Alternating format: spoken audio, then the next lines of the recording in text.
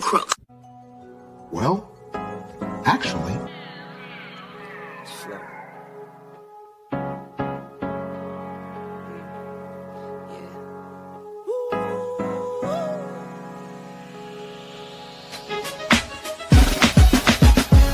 And I'm watching the rise, and I wouldn't say I'm shocked cause I'm hardly surprised. This one's for the ride, this one's for who knew I'd make it, just needed some time. This one's for my wife, could've left 1,000 times just so by my side. This one's for the grind, I knew it would happen, just had the strength in my mind. It's the Travel OG, and welcome to the Black Manosphere Conclave 5.0!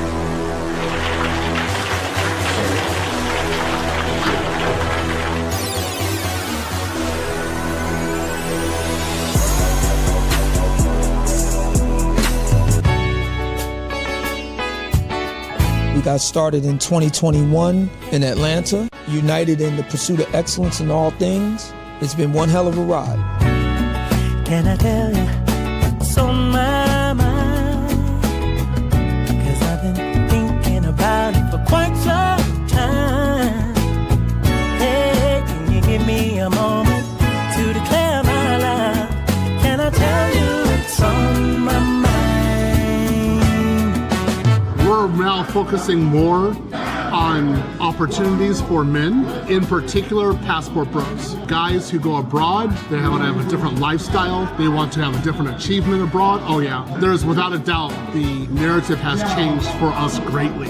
I just finished speaking and having a chance to tell individuals about how to live the American dream outside of America. And I was here to help so many men when it comes to understanding what they need to do in order to relocate. With the political climate, things that are happening worldwide, guess what? Nobody's coming to save us. So it is indicative that we all bound together, tighten up like a fist, and strike a mighty blow against everything that's fighting to stop us, man. It's nothing but good, positive people, good, positive energy with one goal in mind, and that is to make money, get the hell out the Matrix, and enjoy your life. You dig? So shout out to all of y'all. Theme music. Yo, what's going on, y'all? This is your man Marcus A. Brown, and I'm here to tell y'all that I just got done with my first consultation with the brother Andre of Love Crossing Borders. I just wanted to give him his praises. I need y'all to do two things if you haven't already. If you haven't, subscribe to his YouTube channel, Love Crossing Borders. Also, if you are going to Colombia, if you're thinking of going anywhere, traveling internationally, please consider booking a consultation with the OG Andre of Love Crossing Borders. You will not be disappointed. And y'all, get in tune with him if you haven't already. Tell him MAB sent you. Peace. Where are all the black men? And I'm not talking about the scammers, the drug dealers, the robbers, and the crooks. Well, actually. Shout out to all you guys that are here with Andre and Andre's Love Crossing Borders on a wonderful, wonderful Thursday evening. Glad to see that you guys are here. Change this over. There we go. All right. We got a great topic tonight. Great topic. Some things that we've already hit, and then some new information in regards to individuals that are considering relocating outside the United States. We already know that the statistics are showing that many individuals that have the financial means have been leaving the United States in record numbers. In other words, millionaires have been leaving the UK in record numbers, and they've been leaving the United States in record numbers. Well, here on this channel, we try to let you know that you don't have to be a millionaire or a billionaire to decide on whether you want to relocate to another country. And those who are considering this are even many of the entertainers. A couple of those entertainers who have spoke about this before and are continuing to speak about this is Corey Holcomb, even though he's going through his controversies, as well as T.I. In a recent interview with the brother Shabazz out of Philadelphia, former rapper, as well as motivational speaker, Shabazz tells about his journeys around the world in countries in which he considered relocating to. Well, surprisingly, T.I., as he was interviewing him on his show, on his YouTube show, he chimed in on what countries he is considering moving to as well. So it's not just Corey Holcomb we're going to look at tonight, and it's not just the rich, and it's not just individuals such as yourselves, but we're going to hear what countries Shabazz as well as T.I. are considering as spots that are best for relocating. And if you watch to the end, you're going to get a chance to see the one country that T.I. has considered is a country in which many of you have already considered and already living in. And we're going to hear what he has to say here on Andre and Andrea's Love Crossing Borders.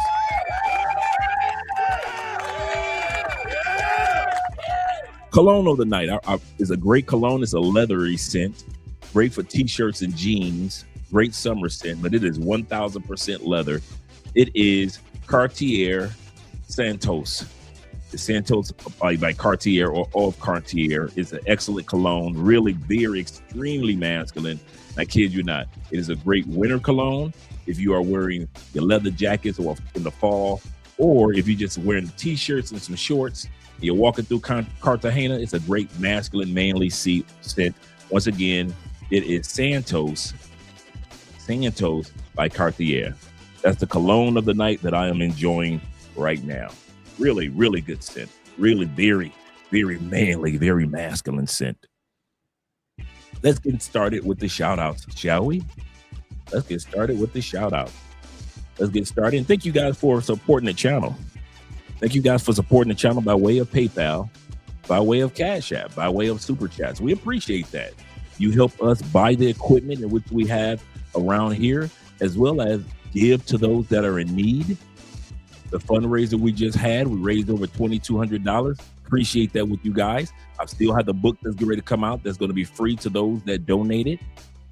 And thank you guys once again for donating by way of PayPal, Cash App, Super Chat, and keeping the channel going, not only for me and Andrea, but for also for the rest of you guys. Shout out to you gentlemen. Yes, sir. And starting with the Super Chat is our brother Will. Will says this: salutations, Andre, Andrea, and chat family.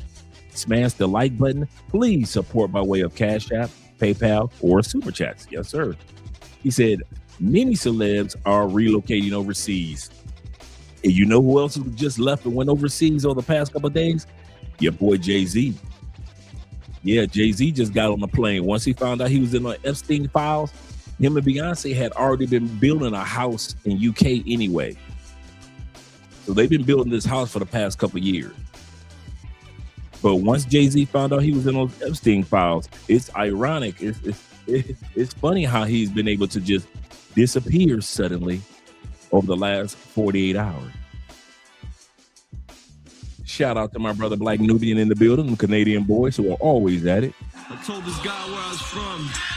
He said, oh, Canada. Yes, sir. Old Canada. And a man supporting men is in the building. Yes, sir. Yes, sir. We must be doing something right. And make sure you guys leave it. Once again, we're going to be making the announcement for the next few months. Leave a comment in the video section of this video. I don't care if it's a one-word comment. I don't care if it's a sentence about this topic. But make sure that you leave a comment because that helps spread the channel as well as the videos. My brother says this. He said, Andre, what made you grow your beard out? He say, are you a part of the International Silver Fox Club? It looks that way, doesn't it? Looks that way. I'm just, you know what? I was just experimenting with my Fred Sanford, and I figured I'd grow ahead and let it grow out. I never had a beard before. First time ever growing a beard. So I figured, let me go ahead and give it a good 6 months to a year, see how it looks. Andrea likes it. She likes how it feels. I got, and the other thing, I have respect for the bearded men. Taking care of a beard is a job. It's not just about growing it. There's a lot of work that you put into if you're growing a beard and you're doing it properly. So hats off to all the bearded ones. Yes, sir. Yes, sir. And shout out to my brother 48 Laws in the building.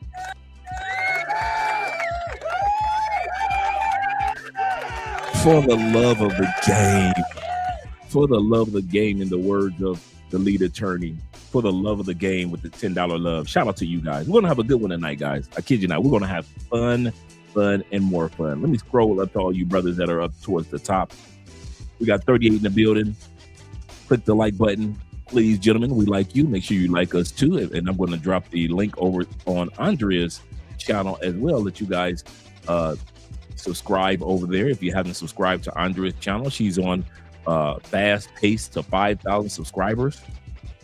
So let me get over to her channel real quick, and I'll drop the link for you guys to enjoy her channel as well, because a lot of times we'll chop our video. Just in case you guys wonder, do we ever chop our videos up? I know sometimes we do 2-hour, 3-hour, 4-hour live streams, and some of you guys may not have time for all that.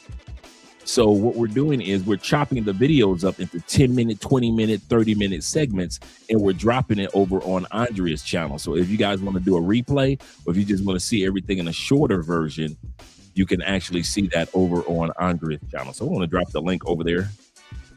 And make sure that you guys, once again, we appreciate your support.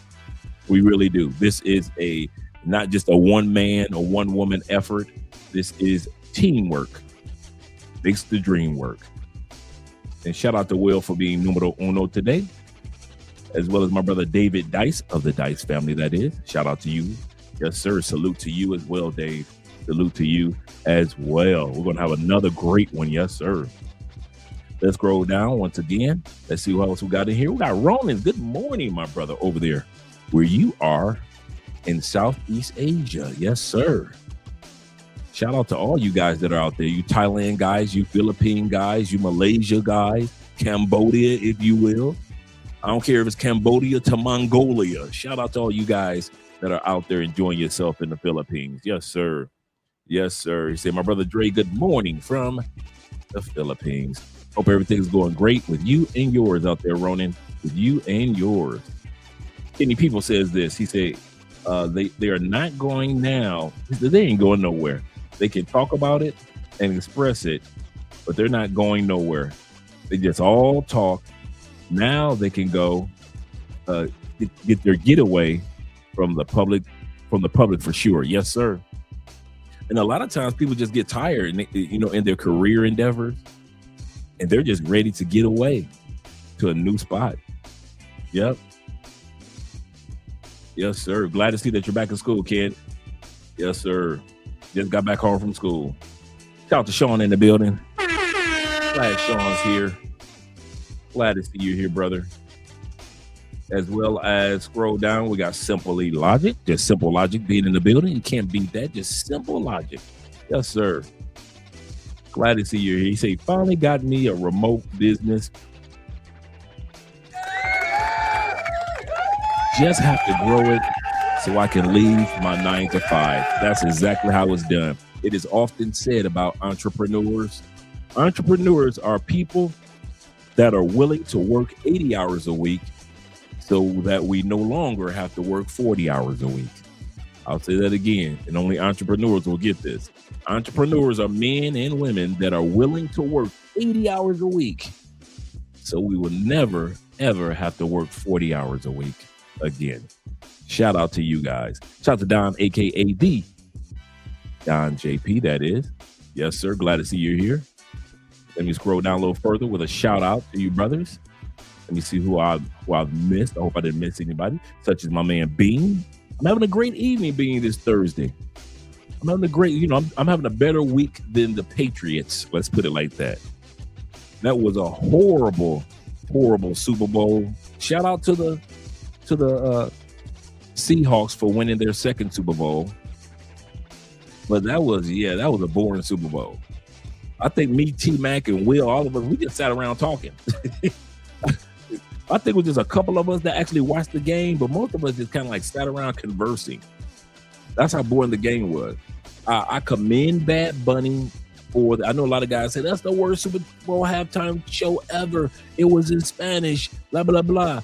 I get it, but the man was representing his culture just like Kendrick Lamar was, just like Dr. Dre and Eminem did. Each one of those guys, just like Beyonce did when she performed, she represented her culture. They know that 9 times out of 10, it'll be a long time before another Latin performer gets to perform for the Super Bowl. And so they say, you know what? We're going to represent our people. We're going to represent the rest of America. Because a lot of times the United States thinks that we're the only America. And so Bad Bunny and them represented the rest of America, the Caribbean islands. They had the Haitian flag out there. They had the Argentinian flag out there, the Brazilian flag out there, the Cuban flag out there, the Colombian flag out there. So yeah, all the rest of the America was being represented. So I appreciate that part. Shout out to him. Yeah, he said, I guess Jay-Z, no, UK got extradition. They really do. I don't know, but they building over there. I've been knowing about that house for years. For the past couple of years, they've been building that house over there. Yep, let's scroll down a little further. Let's see who else we got. Oh, that's me. That's Andrea Wallace TV. Shout out to Andrea Wallace TV. Make sure you guys subscribe. Support Andrea. Like I said, she's on her path to over 5,000 subscribers. And shout out to my man in the building, my homeboy, the Indiana boys at it again. The Midwest best. Indy Town. Yes, sir. Home of Mike Epps. Yes, sir. My man said this. Indianapolis in the building. He say, what's up, Andre, and chat. Salute to everyone. Salute to you as well, brother. Salute to you as well as to Antoine being in the building. Glad to see you here, Twan. Hope you're having a great day. And my brother Charles B in the building. Hello from Mexico. Enjoying yourself in Mexico. I ain't mad at you, brother. I love it. If y'all ever wonder if I enjoy the fact that you guys are traveling, I enjoy it just as much as you guys do. When I see flags out there being represented, whether it be the Philippines, Mexico, even the United States, bro, I enjoy it, man. I'm like the Pointer Sisters. I'm so excited, I just can't hide it. I'm about to lose control, and I think I like it. Yes, sir. I'm glad to see when men are traveling and enjoying themselves. Mom SpaghettiOs is in the building as well. Yes, sir. What up, family? Sean concurs with what I said about the Super Bowl. He said, yeah, the Super Bowl was terrible. He say, as good as the halftime show was, the viewership was down from Kendrick. I agree with that, without a doubt. The NFL don't like that. That's for real. But you know what? I'm gonna say something. I think the NFL was looking at outside the game, but the halftime show, I think the NFL was looking at the bigger picture. Bad Bunny is the biggest performer in the world right now. He's the first person to win a U.S. Grammy for a non-English album. We know the NFL has been trying its best to find a way to market to global audiences, whether it's having a game in another country or having or representing another country during a halftime show or whatever. But the one thing that they realized, we got to think about the bigger picture that people in America aren't thinking about. America is thinking about the Super Bowl as far as America. The NFL is thinking about, listen, now we can have games in Spain. Now we can have games in Brazil like they did last year. Now we can have 3 games in Mexico, not just once a year. That's what they're looking for, the Latin population outside of America and not just in America. So I saw the bigger picture that the NFL, they always protect the shield. Everything is done to protect the NFL shield. And I think from looking at it, I say these people got this many viewers for a halftime show. It wasn't Americans that looked at it. It was people in other countries. And that's who the NFL was trying to reach and have been trying to reach for years. So shout out to the NFL for that move. Shout out to my man Chris Jeezy in the building. Yes, sir. He said, I was in DR for the Super Bowl weekend. He said Americans did not understand him, but them Dominican women knew all his lyrics with that ish. Yes, they did. It had a good time. had a good time. When Kendrick was up there, it wasn't white people that was dancing for Kendrick and celebrating Kendrick. The younger white people were, but the old people in the Super Bowl that could afford the ticket, they weren't dancing with Kendrick. Now with Dr. Dre and Snoop Dogg, a lot of those older white people grew up on Dr. Dre and Snoop Dogg like we did. But with Kendrick, you know, it was mainly black people that celebrated Kendrick's Super Bowl. So it was with Bad Bunny. His own people celebrated with him. Yep. Shout out to my brother and my mentor and my brother. Did I say brother? Sean D. Upshaw of the Upshaw family. Salute to my brother. Salute to you as well, Sean. Glad that you're here, man. We're going to have fun on this one. Once again, this particular episode is an interview. First of all, we're going to start with T.I. Then we're going to go to Corey Holcomb. We're going to do a short snippet part of T.I. Then we're going to go to Corey Holcomb. Then we're going to go back to the full video of T.I. talking about what countries he's considering relocating to. He's doing an interview with the brother out of Philadelphia, Shabazz. Shout out to that brother, former MC, current motivational speaker throughout the country. And both of these men are talking about, listen, United States is basically kind of done. They talk about the moral standard of our country. And do realize the rich like T.I. and others realize they can make their money in the United States and don't have to live there. Did not Michael Jackson? Michael Jackson ain't lived in the United States since forever and a day. He ain't been on that farm and that ranch forever. Mike been in Europe. He was coming back to the States to do a concert. Diana Ross does the same thing. She hasn't lived in the States forever. Tina Turner was doing the same thing. Eve, the rapper, does the same thing. Come back to the United States, make that money, and they leave. So a lot of famous individuals, Leonardo DiCaprio, he's been doing the same thing. He lives in Europe somewhere. He'll come over, make a movie, and leave. So a lot of famous individuals and rich are starting to realize, like, listen, I do not have to stay here to make American money. I could come here, make my money, and leave. And a lot of us have discovered that as well. That's why so many guys are taking classes with Theo Walsh. Shout out to Theo. That's why so many guys have their online jobs and online careers and online businesses, because we realize we can still make USD and live outside the United States. And a lot of people are starting to take advantage of that. George Clooney, yeah. Yep, George Clooney, absolutely correct. Good call. Shout out to Perception is Reality in the building. Yes, sir. Kenny says this. He said, I hope that they don't be neighbors with Dre. He said, but the ghetto, and bring the ghetto. Oh, that's true. Bring the ghetto with them. He said, you know how celebrity is like. That's true. Bring some drama. They bring some drama with them when they come from the States. Absolutely correct. And my brother Will says this before we get started with the videos. Will says this. He said, I met T.I. in Bogota. He said, I forgot T.I. came here. That's absolutely correct. In Bogota. And we got to talk for a while. He was really cool. He said we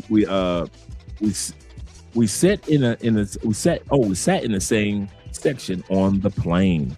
Yeah. Shout out to T.I., man. And you got Keith Sweat that's been down here a few times to Medellin. And he says the reason why he likes Colombia is because Colombians don't know his fame. You know that it ain't that many Colombians that got Keith Sweat albums. So Keith Sweat can make all his money touring around the United States, come to Colombia and enjoy his quiet life. You know, a few of us will walk up on him, but the Colombians, he could just blend in. Same thing with T.I. and others. So shout out to them. Yeah. He said Richard Gere. Yeah, I did know that about Richard Gere in Spain. Been with his spouse. To be with his spouse over there. He said, I'm only going to come back to purchase an apartment buildings and self-storage facilities. That's a good call, big brother in life. Shout out to you being here. Let's get ready to get started, gentlemen. And make sure I didn't miss any super chats or cash app. Anybody? Got everybody. Shout out to you guys. Appreciate the support, gentlemen. Really do. Let's scroll down. And do remember that Valentine's Day is this Saturday, this Sabado. All right, let's change this music up. And turn it down a tad bit. And as I was saying, whether we want to acknowledge or not, whether we want to stay in the States or not, that's up to us. I mean, it really is. It's up to each individual. My call, I want all Americans. Yes, I want all y'all to keep your right there. Just in case you ever wonder, Andre wants you to come and leave the United States. Hell no.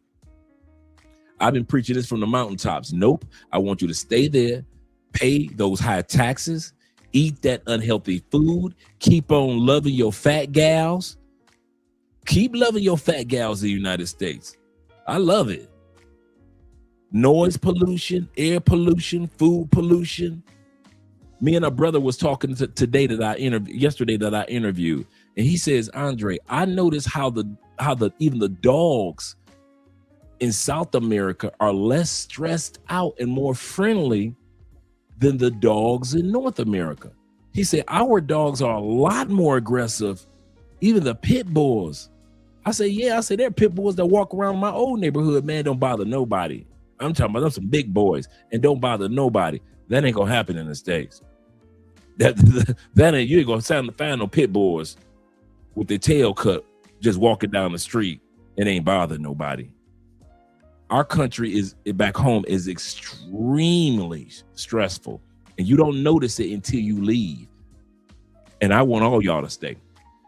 Oh, yes, I do. You think I want y'all to come out here and get all these tax breaks and mess them up for us? Nope. Nope. You could go and stay there.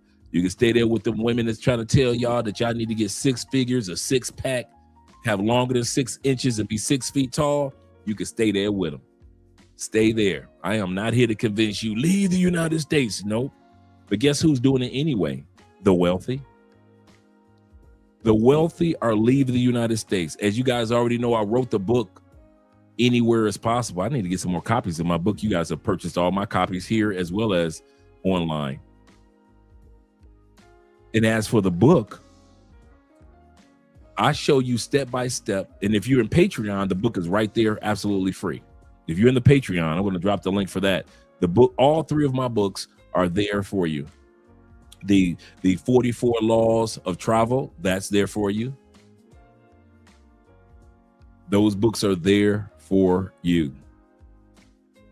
And in the book of Anywhere is Possible, I tell you step by step, if you go to 60% of the world's population and you're bringing in about $3,000 a month, you're in the top 10 to 20%ers.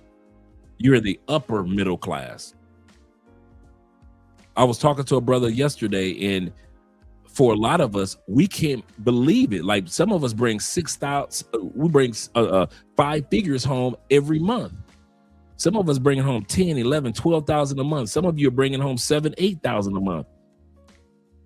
Just imagine that you automatically are in the top 10%ers in 60% of the world. And yet we don't act like it. We still end up going to dealing with hood chicks in other countries. My point is this, that even the rich are realizing that the American dream is no longer the American dream.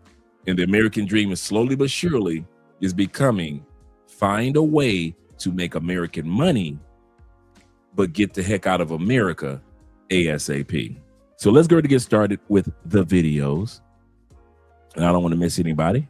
Oh, shout out to my man, once again, sponsor of the night thus far. My man Perception says this. He said, do you see Busta Rhymes? He said, did you see Busta Rhymes tell the crowd of in December, DT December in Ghana, that country is going to come up tonight. I'm glad that you mentioned that country. He's going to marry a woman there, buy a home there. I didn't see that, but I'm glad that you mentioned that. Let me grab a pen real quick.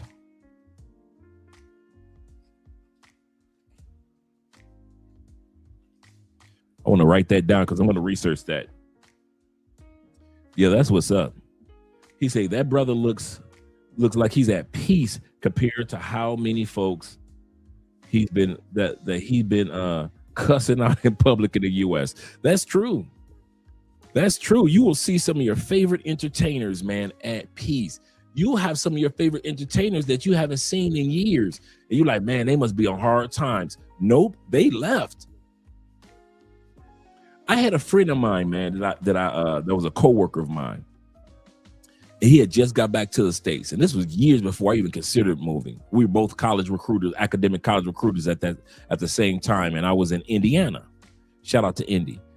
And he said, man, I get so much love when I tour overseas compared to the States. I say, you a rapper? He said, that's what my point is.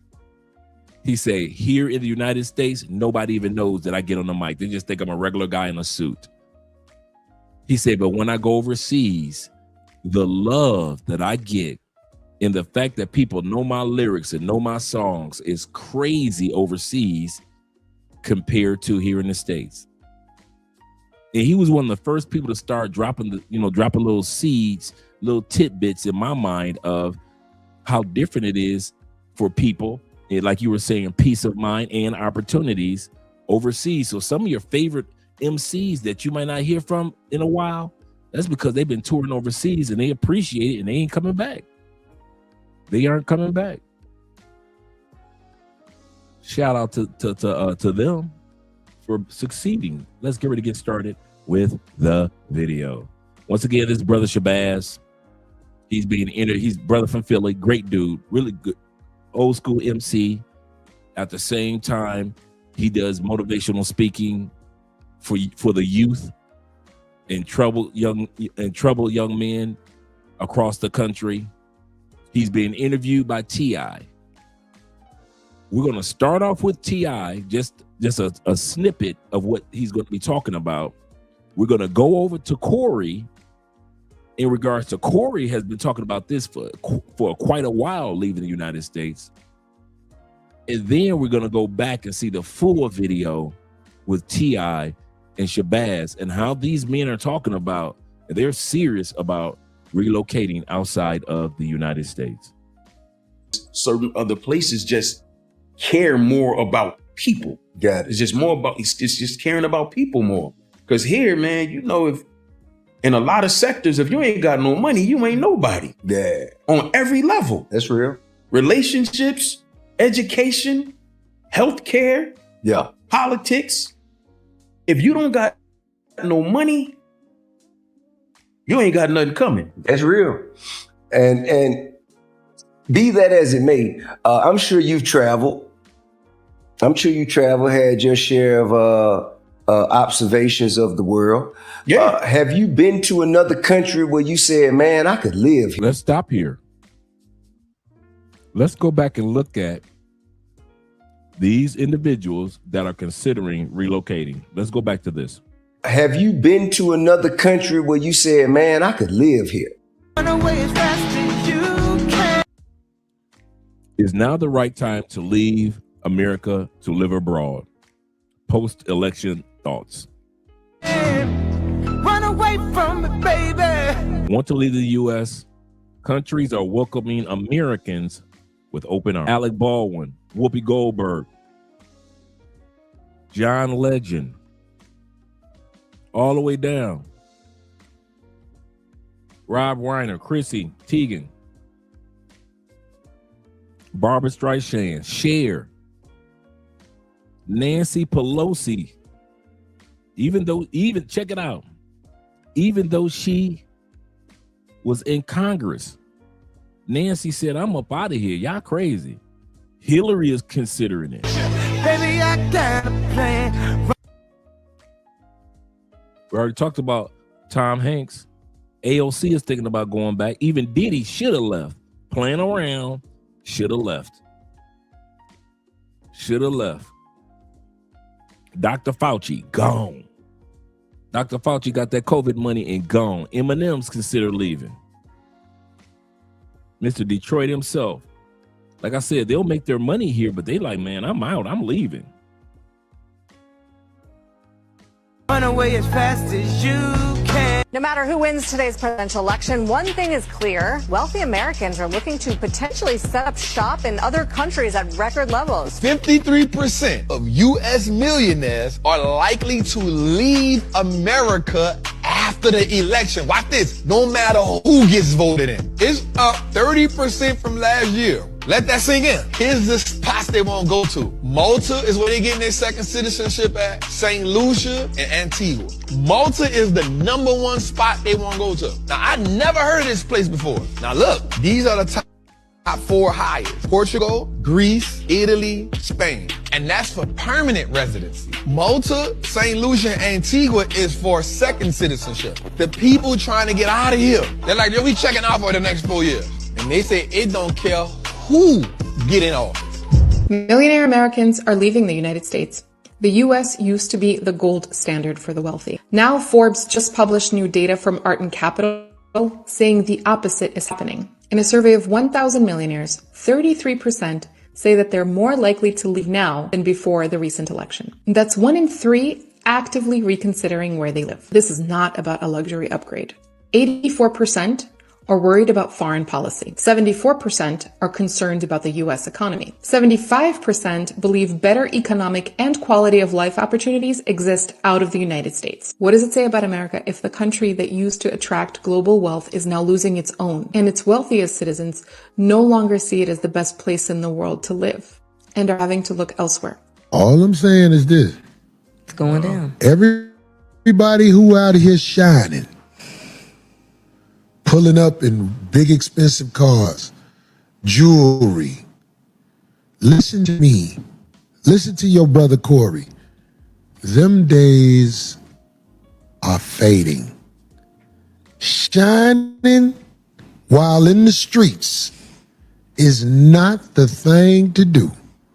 Unless you got on some fake jewelry that you can get them right away when they ump them things. Because they umping them things on everybody who's shining. You don't think you will be followed. You don't think, because it's new to the world just how bad it's getting. Oh. Homie, them people who will get it how they will get it are watching you as you shine. So if you ain't got the henchmen with you, standing ready for what's gonna come, the days of shining, that's over. When I'm on stage, I might have on some jewelry or something like that. But when I'm out going to a pizza place, when I'm out going whoop-de-whoop-de-whoop, you best to have that, God damn it, if you out here shining, because you naked if you don't. This is America. It is actually out of business. I heard the lines at the ATL airport was around the corner. People missed their flights because TSA ain't getting their checks, and them people didn't show up. So at the Atlanta airport, this is what I heard, it was a long wait just to get on the other side where your flight is, because they not paying them people. Homie, America is out of business, homie. Do you guys feel like that? Let me ask you guys. It's one thing for Corey to say it, but do you gentlemen feel like America is out of business? Do you feel like, you know what? It doesn't feel like it felt when I was coming up. My man Black Lex, who out here trying to shine? A lot of dudes, a lot of insecure dudes. You know, a lot of insecure dudes still out there trying to shine.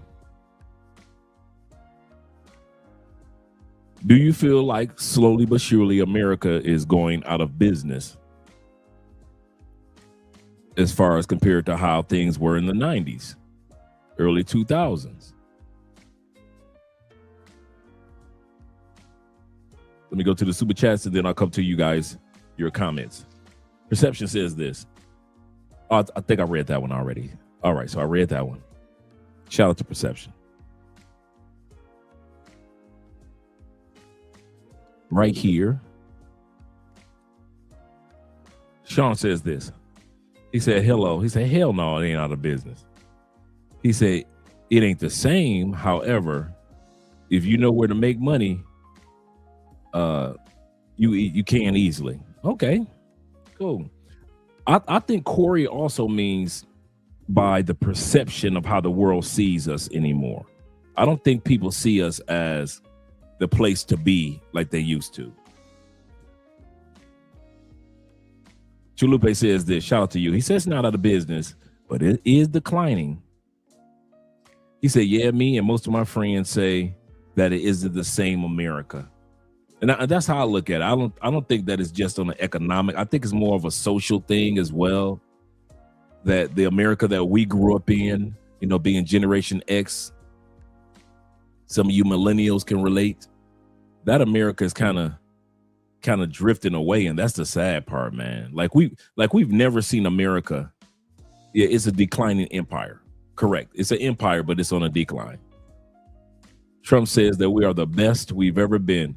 Yeah, okay, Trump, keep on believing that lie. Y'all keep on believing them lies that Trump's selling y'all while he making billions. Let's continue on. You better have something to protect your shine if that's what you got to do. Yeah. That's not fair. If you work a job, you should be able to own a house and a car and be able to take your family vacation twice a year and maybe to dinner once a month out. It should never be, the standard for living should not be under that. If Donald Trump wins, I'm going to be out of the country. Get him out. Listen, if he wins, he won't have to worry about immigration. We'll all go back. Get him out of here. I will move to Spain. Get the hell out of here. Where would you go? Canada. Bye-bye. Bye. I'm 100% moving to Canada. I love Canada. Bye-bye, darling. I'd be an expatriate. Bye. Bye-bye. Trump win, I'm moving to Africa. Bye-bye. If any Republican gets nominated, I'm going to move to Canada with my entire family. Thank you very much for coming. Appreciate it. Bye-bye. Maybe it's time for me to move. Bye-bye. Okay? Reserving my ticket to get out of here if you win. Bye-bye. See you sometime. I have a house in Spain that is going to be ready right after the election. Bye-bye. Good luck. Panama. Bye. Bing. Siberia. Bing. Bye-bye. Nova Scotia. Bye-bye. Enjoy yourself. I'm definitely moving to Canada. Bye-bye. Straight to hell. Goddamn right. Iceland. Bye-bye. France. Bye-bye. Asia's pretty cool. Bye-bye. Have fun. Like a mental hospital for a while. She's an MRF. What's that? Mentally retarded female. I would move to the Caribbean. Bye. Enjoy yourself. Bahama. Go have a good day. Bye. White. Bye-bye. I've always wanted to live in Italy. That's it. Bye-bye. Wave goodbye. Bye-bye. I don't know how long I'm gonna be in motherfucking America. I ain't even gonna lie. Corey continues. Trump told them all bye-bye. You want to go? Go. I think, what is it? Backstreet in sync. Baby, bye, bye, bye, bye. Told them bye. He said we just in a shakeup right now. People are looking for superficial, looking to superficial in regards to how America is. We in correction era. I hope so. I'm gonna tell y'all something. Did I not say this right before the election? Did I not say, y'all better hope that this Trump experiment works? Did I not say that? Right before the election, I said, Trump's elected. Y'all better hope and pray that this experiments work. Thus far, it's been a travesty. It's been a travesty. And anybody that wants to say that America is better pre-election, I'm not now. Here's the part. Because y'all always like to jump to the former president, to blame the former president. We're not talking about the former president. We're talking about the current president. Y'all can't tell me America was more stable as far as our behavior and how the world looked at us compared to now. We've bombed over 8 countries. This is supposed to be the president of peace. He said, I'm the president of peace, right? Bombed over 8 countries. My statements are not a pro or against Trump. I'm a conservative independent anyway. I'm conservative independent. I'm kind of like a Bernie Sanders. I'm more conservative, yet in the middle independent. But yeah, from the outside looking in, yeah, United States ain't looking better. I hope that it is on the remake. I really do. I don't want to see United States crumble. I need that dollar to stay strong. I say this again. I need y'all to work. Get your butts out there and get to scrambling. That's exactly what we need. Those of us who are living outside the United States with all these tax breaks and all these other benefits we get, we won't get them and enjoy them unless y'all stay in the States. So that's what we need. We need y'all to stay right there. My country, 'tis of thee, sweet land of liberty. Stay right there. Don't go nowhere. Anybody from Philadelphia, don't you leave Philadelphia. All you do is from Detroit, from the 313. You better back the fuck up out my face, goddammit. I'm from Detroit, Michigan. Don't play with me. Don't you leave Detroit, Michigan. All you California dudes, all you California dudes. Keep your tail right where you are, unless you go move to Texas.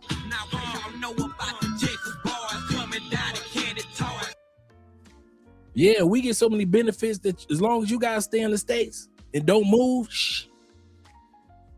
you ain't gonna see me talk about yes, y'all should leave the United States and come join us out here. It's better. I'm gonna make it seem like it's horrific out here. Stay where you are.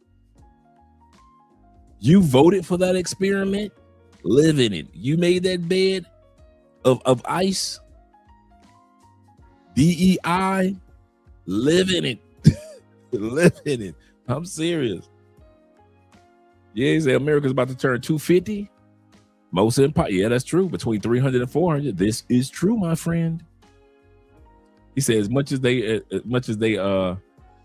ridicule anybody for leaving, they ain't leaving. You're absolutely correct. Shout out to T-Pat being in the building. That's absolutely correct. I know people criticize us for leaving, and I love the fact that they're pro. I'm not going anywhere. This is my country. This is my soil. I love it with all my heart. Do not leave the United States. Keep that dollar strong for all of us that are leaving. Shoot, I'm gonna sit up here on this live stream, be telling y'all to leave the United States. Y'all crazy. Keep your ass right there with them fat girls in that 60% divorce rate, and all the baby mamas you can handle. Stay right there. I kid you not. My man Sean said, he said, that's the way I feel. As long as I'm in the kingdom, he said, I'm good. He said, no matter what happens, yes, sir. They can stay right there. I'll never criticize somebody for staying in the States. I'll encourage you. Let's continue on with the video and hear what Corey has to say in regards to the United States and what his plans are. Let's go back. I know a lot of people who are not in America doing real good working in America. Do you know somebody like that? I know a lot of people. How we gonna do the 51 show? 51 show, you ain't in America. This shit finna be remote. You can be underground. Finna be remote. Because them people are gathering information and intel about things that's said, and I know they know. What country we going to? I don't know where we going, but we finna ain't nothing here. I said this about 5 years ago. Yes, you can. You can drive right back up. When we was at the studio in Van Nuys area, I said, ain't nothing here for black people no more. There's nothing here for you. There's nothing here. There's no jobs you can work that will help you get afloat unless you motherfucking preaching the sucker shit. Do you know there are countries where you can buy a house and when you buy it, it's your, you don't pay every year and monthly on it? You own it. It's your land. You have been fooled into thinking this is the place for you. I hope that what I'm saying now will ignite people to research different places in the world. You don't have to give up your citizenship here all the way. I had the car, the truck. I'm living in Florida, the beach life, all the ladies I could handle from different parts of the world, the money. I could hang out. I could go to Georgia all I wanted to. I can go to Miami all I wanted to. I'm living in Orlando and Tampa. And there was just something missing. And it was called life. I was literally doing. I was always doing something as far as the work hours. I was always doing something. But even though, you know, you go to the gym and you see the results, it's just, that ain't it. So you go do something else. Well, let me go get a girlfriend. Oh, that ain't it. Okay, well, let me start drinking. Oh, that ain't it. Some of y'all like, let me smoke some weed. And you're like, oh, that ain't it. There are some places where you can have dual citizenship if you want to come back here and see. Now, I want to pause for a split second. Let's look at Corey. When was the last time you saw Corey look this serious? Facts. When was the last time you saw Corey Holcomb looking this serious? So when his brother says, I'm moving, I'm not staying here, these are not jokes. He's not playing. He's not kidding. Some of your family members are going to be thinking that you joking. Some of your friends some of your coworkers are going to think you joking and you playing. My coworkers and my friends thought I was on joke time when I said I'm moving to South America. I mean, you just talking, man. You ain't moving on South America. You crazy, man. Ain't Pablo down there? Yeah, in 1994. Man, you ain't serious. Just like guys aren't going to take Corey serious, you're going to have family members and friends that are not going to take you serious. So be prepared for it. Don't trip if it happens. Let's get back to Corey. Before we go back to Corey and back to Andre, shout out to Love Crossing Borders. I want to reiterate that. Some of you guys, it's been almost a decade for me. And for some of you guys, it's been 5 years, 10 years. Some guys I've met 25, 30 years since they've left the States or UK or Canada. And we all can attest to the same thing. It'll be years before your friends and families understands what you're doing. Don't think that the year that you move to another country, your mama get it. Now I see why my baby left. Your homeboys got it. Now I see why my dog left. It'll be years. And they'll only understand a snippet because they've never traveled. Most of us, not all of us, but most of us have to admit that most of our family members and friends have never went anywhere. In many cases, never left the city. Have never left the city. And we cool with them, you know, good people. And so I just want to reiterate to keep you guys encouraged. If you think that your mom or dad or ex-girlfriend or current girlfriend or baby mama or whoever, co-workers are going to understand the fact that you are planning and plotting to relocate outside the United States in the next 5 months or 5 years or next 15 years, you might don't hold your breath for that one. Don't hold your breath for that one. And some of you guys are relocating for reasons just like me. It has very little to do with women. It's that life is calling you and letting you know there's something more to what you're experiencing. Some of you guys are making good money. But you're like, I don't feel like I got a good life. I got a nice couple cars. I got me a couple classics. I keep a baddie in the bed. And you feel bored like a mother. I'm gonna tell y'all, so I might be the only one that feel like this. Maybe some of you guys can attest to this. A lot of times I was smashing baddies because I was bored. A lot of times I was smashing a lot of baddies because I was just bored, man. I'm in Florida. I got baddies from New York. I got Atlanta baddies moving down here. I got the Miami baddies here. I got the Italian chicks. I got the Cuban chicks.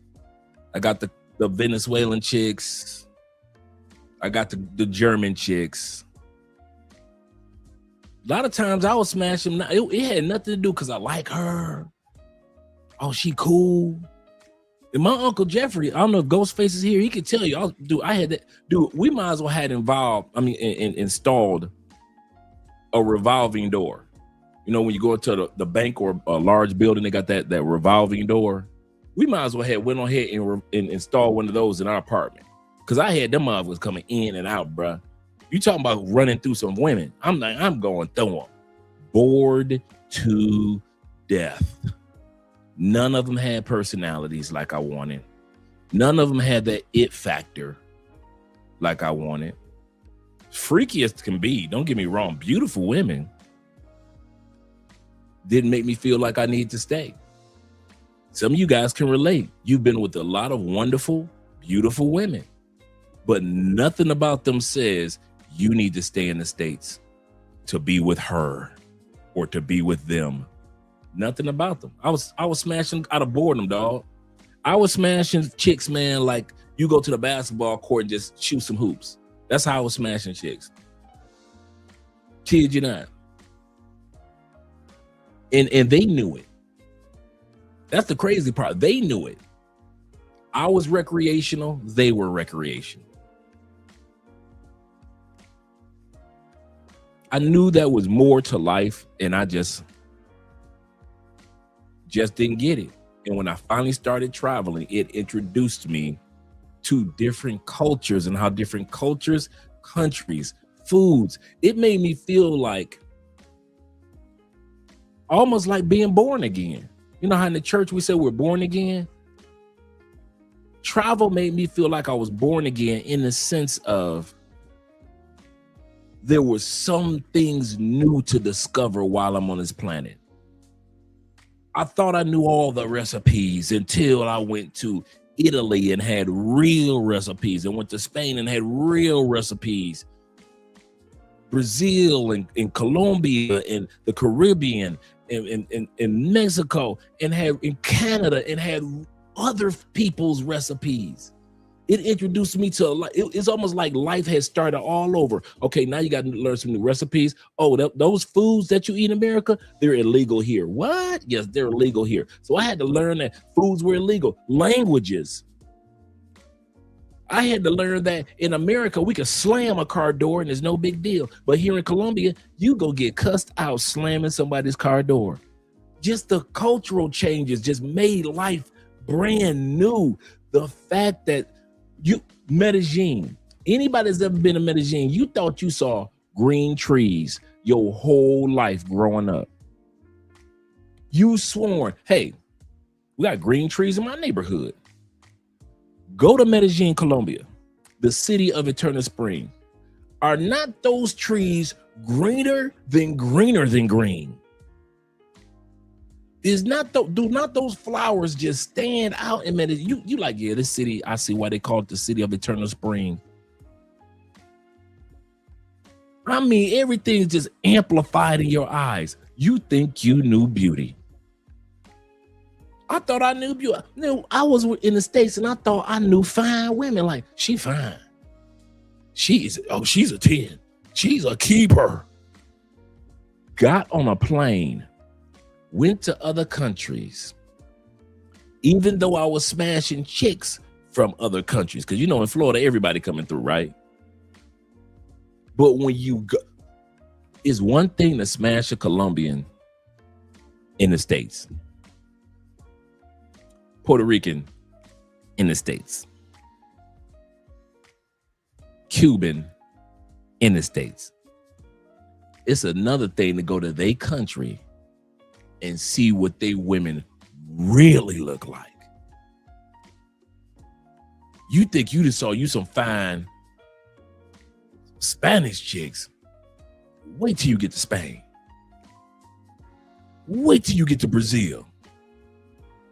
One of my first girlfriends was Brazilian. She was freaky sexy. But when you get to Brazil, you be looking at your old Brazilian girlfriend in the States like, yeah, you cool, but you ain't like the Brazilians. When you get to Colombia, you start to realize them Colombians in the States look raggedy compared to the ones that down here. In other words, travel just wiped the slate of just experiencing the United States away. Travel gave me a pen and a notepad and said, now write a whole new journey of the life of Andre. And I've been writing it ever since. Good days, bad days. Days I got it, days I ain't got it. But I'm telling you something, bro. If you want a new life, travel.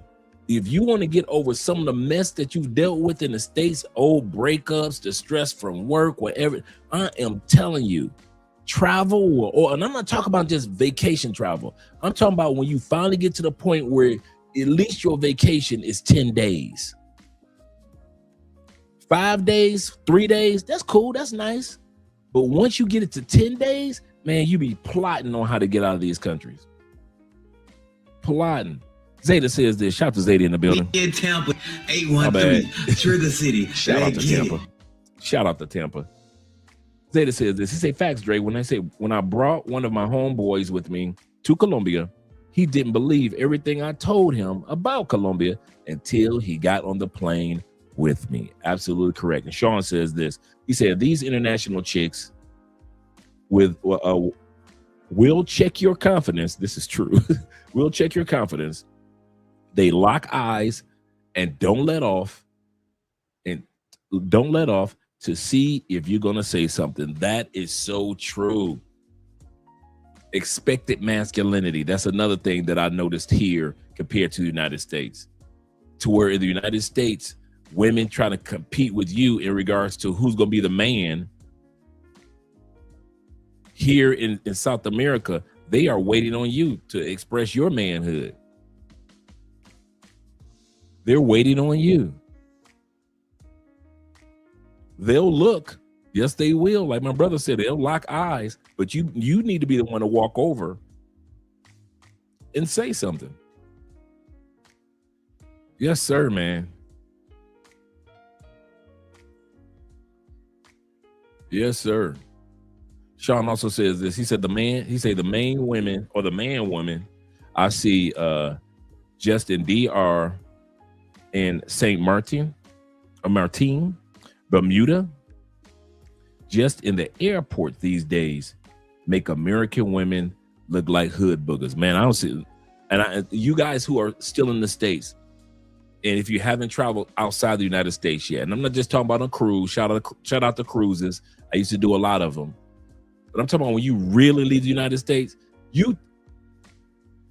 in America, they will have you think that all Mexican women are short and pudgy.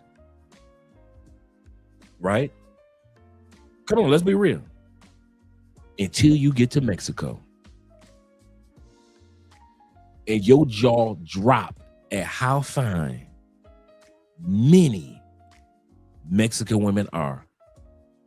They'll have you thinking all Mexican women are of European, Spain descent until you get to Mexico. And you find out that Mexico has one of the largest populations of Black Mexicans, Afro-Mexicans, and you didn't even know that. I kid you not. I kid you not. The eye-opening experience of travel. I kid you not. My boy is kicking it with a chick from Bermuda. Ooh, she fine. Great couple. They're married now. I shouldn't have said kick it, but they're married. Good couple. Really good couple. Shout out to Crypto Dragon in the building. All the Blue Brick brethren. Yes, sir. Let's go back to Corey. All my hoes demonetized in the building. Shout out to you, brother. He said, Dre, I'm there now in the States. He said, got the crib, the cars, fine chocolate hammer. Yep. And ready to be in Peru in September for good. Oh, man, that's what's up. He said, I live above, Zeta says, I live above Mexico. He said, so I've been hopping to gorgeous Mexican, hip to Mexican, gorgeous Mexican women. Even going down there, he said, yep, Mexican women from Mexico are definitely different. You say Dre used to drag them terms like for real, describing old shoes and underwear. Yes, sir, man. Did I? Thanks, Will. Oh, there we go, Will. Thank you very much, brother. He said, I know so many military members talking about leaving the U.S. after service. Let that sink in. I have known that about you, gentlemen. Shout out to all you military men out there. Shout out to all you guys. And I have known you military men were the first ones to discover, all the way back World War II, World War I. You were the first ones to discover, hey, listen, there's a world outside of our world. There are countries outside of our country. And so you guys discovered, like, once I go back, should I go back? Once it's time to go back. After World War II, they were like, should I go back or should I just stay here? So a lot of military dudes just stayed. They didn't go back. And to this day, a lot of guys go back just to get their, get their military benefits on track, make sure their health is on track, and they leave. America will sell you that military men and women feel that since I dedicated my life to the military and I put my life on the line for America, that the only country I would want to live in is America. That's the propaganda that they'll sell you. But like Will says, him, Ronan, and a bunch of ex-military men and women, even though they dedicated their lives to the military and offered up their lives for the military, when it was all said and done, when they were finished, shout out to brothers like Zay, they decided that, you know what, I want to live and relocate to some other countries. Either countries they've heard about or countries that they've traveled to. Let's get back to our brother Corey. That's absolutely correct, Will. Let that sink in. People, because that's what I'm going to do. I'm going to just be coming back here seeing my people. But I know ain't shit out here. You do what he said? I'm going to just come back to see my people. And that's what most people do. They leave, they go back to visit, and then they leave again. Black people. I heard they're doing something in Chicago public schools that is absolutely insane. I'm not talking about the story now because I haven't done all the research, but I know they are taking all rights away from people in places where Caucasian people are in charge. They're taking all the rights, and they're in charge of a lot of shit. That's why I'm glad the people in Africa are starting to take their shit back, because there's so many black people in Africa that they actually can take shit back. But we know that this wicked beast that we always talk about will try and purge on Africa after a while. Ghana, I'm moving to Thailand. I'm moving to Thailand. I'm moving to Thailand. I know somebody who moved to Thailand. So we got Corey saying he's moving to Thailand. Let's bring that back. Talking about the story now because I haven't done all the research, but I know they are taking all rights away from people in places where Caucasian people are in charge. They're taking all the rights, and they're in charge of a lot of shit. That's why I'm glad the people in Africa are starting to take their shit back, because there's so many black people in Africa that they actually can take shit back. But we know that this wicked beast that we always talk about will try and purge on Africa after a while. Ghana, I'm moving to Thailand. I'm moving to Thailand. I'm moving to Thailand. I know somebody who moved to Thailand, and they got a special night where people from the States, black people from the States, got a club out there where they be dancing and shit like that. So, oh yeah, I like that type of shit. I'm saying, like, when you go different places, you can network and meet people like yourself, because we're spread all over the world. But when I say America has nothing for you, there's nothing here for you. I want to go back on that night where people. There we go. Let's listen. Somebody said Ghana. I'm moving to Thailand. I'm moving to Thailand. I'm moving to Thailand. I know somebody who moved to Thailand, and they got a special night where people from the States, black people from the States, got a club out there where they be dancing and shit like that. So Oh yeah, I like that type of shit. I'm saying, like, when you go different places, you can network and meet people like yourself because we're spread all over the world. But when I say America has nothing for you, there's nothing here for you. A lot of our brothers and sisters in the States beg to differ, and I don't blame them. Now we're not done with the video, but I don't blame brothers and sisters. The majority aren't going anywhere. The majority don't have passports. The majority of Americans aren't going anywhere. What is our channel dedicated to? I continue to mention this. Our channel is dedicated to those of you who are at the fork in the road and you don't know whether you want to go or stay. Our channel is dedicated to those of you who are vacationers and relocators.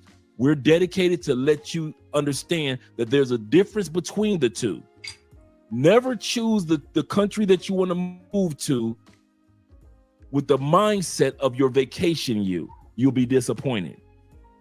Give you an example. A lot of guys vacation in Medellin or Cartagena, Colombia. A lot of guys vacation in Sosúa, Dominican Republic.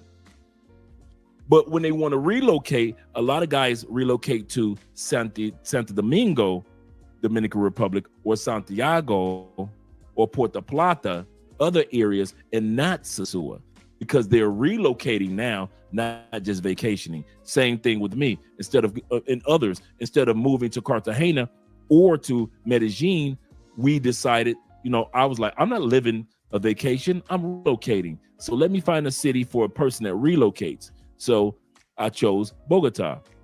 Some of you do relocate to Medellin and Cartagena. Nothing wrong with that, but don't get it mixed up. Did I say Bogota?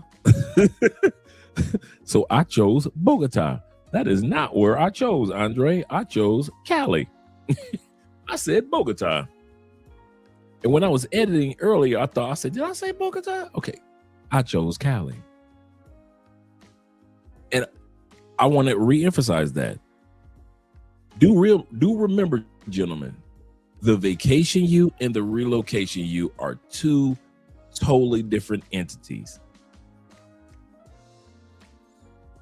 There are people that relocate to a particular country in a particular city and they don't blend in. You know why? Because it's not as exciting as it was when they were on vacation. And so they moved to that particular city in that particular country, and they vacationed there several times. But now living there is boring. Okay, I've been to all the clubs for like a year and a half. I'm bored now.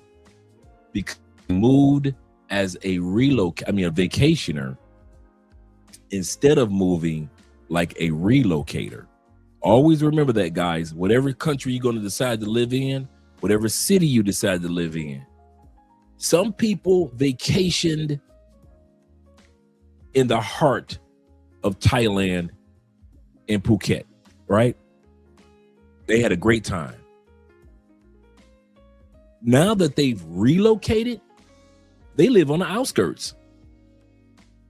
They live in really nice houses in the suburban area on the outskirts of the city. You would think that they would live where they could party easier. No.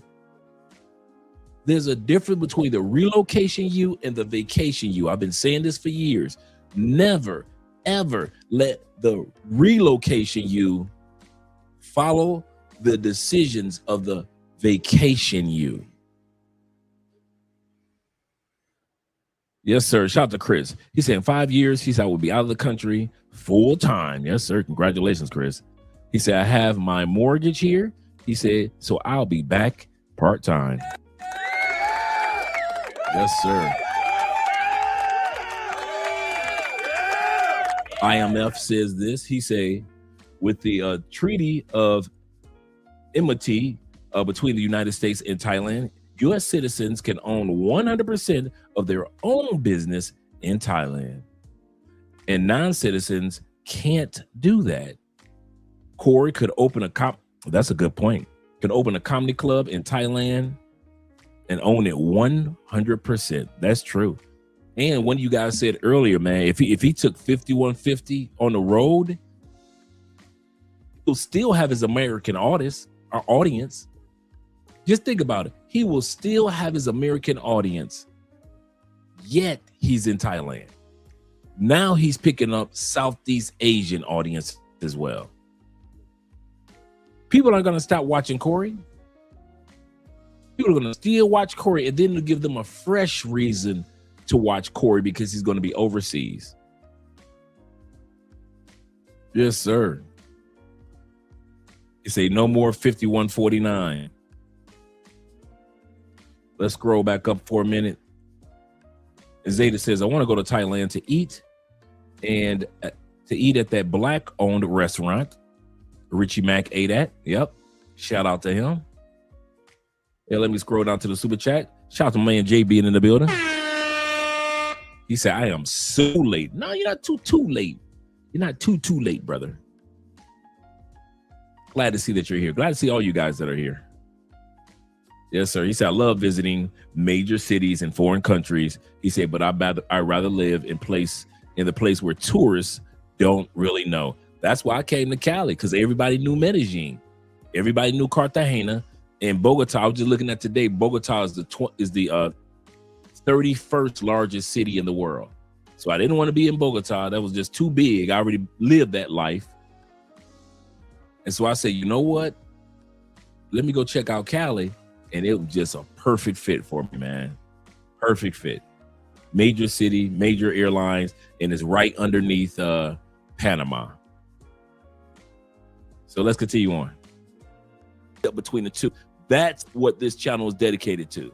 Always to help you and ladies who are standing there in the fork of the road and you freaking scared to death and you don't know if anybody's on your side. Are you making the right decision of thinking about moving to another country?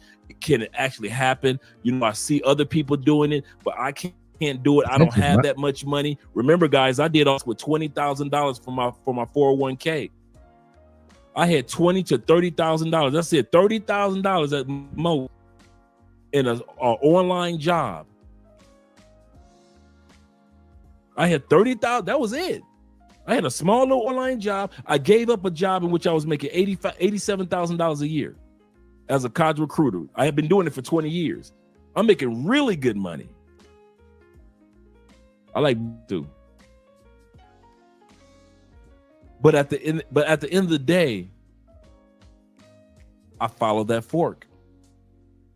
I didn't want to live life with the regret that if I got older, what would have happened? I've lived in the United States before, so I knew that part. But what if I had tried in another country? What if? And so our channel was dedicated to those what if moments. But let's go back to the video. Now, we in our conversation, I found that you have an interesting take on capitalism. Yeah, I mean, me and your chief of staff, Toyan, we was talking about it. And, you know, I'm not rich enough to be a capitalist yet, right? However, and don't get me wrong, I understand the socialist perspective, I understand the capitalist because I'm from America. Right. It's no secret this is a capitalist place that we live in. Without question. And I understand. I don't pocket watch. I don't tell people what to do with their money and how to spend it.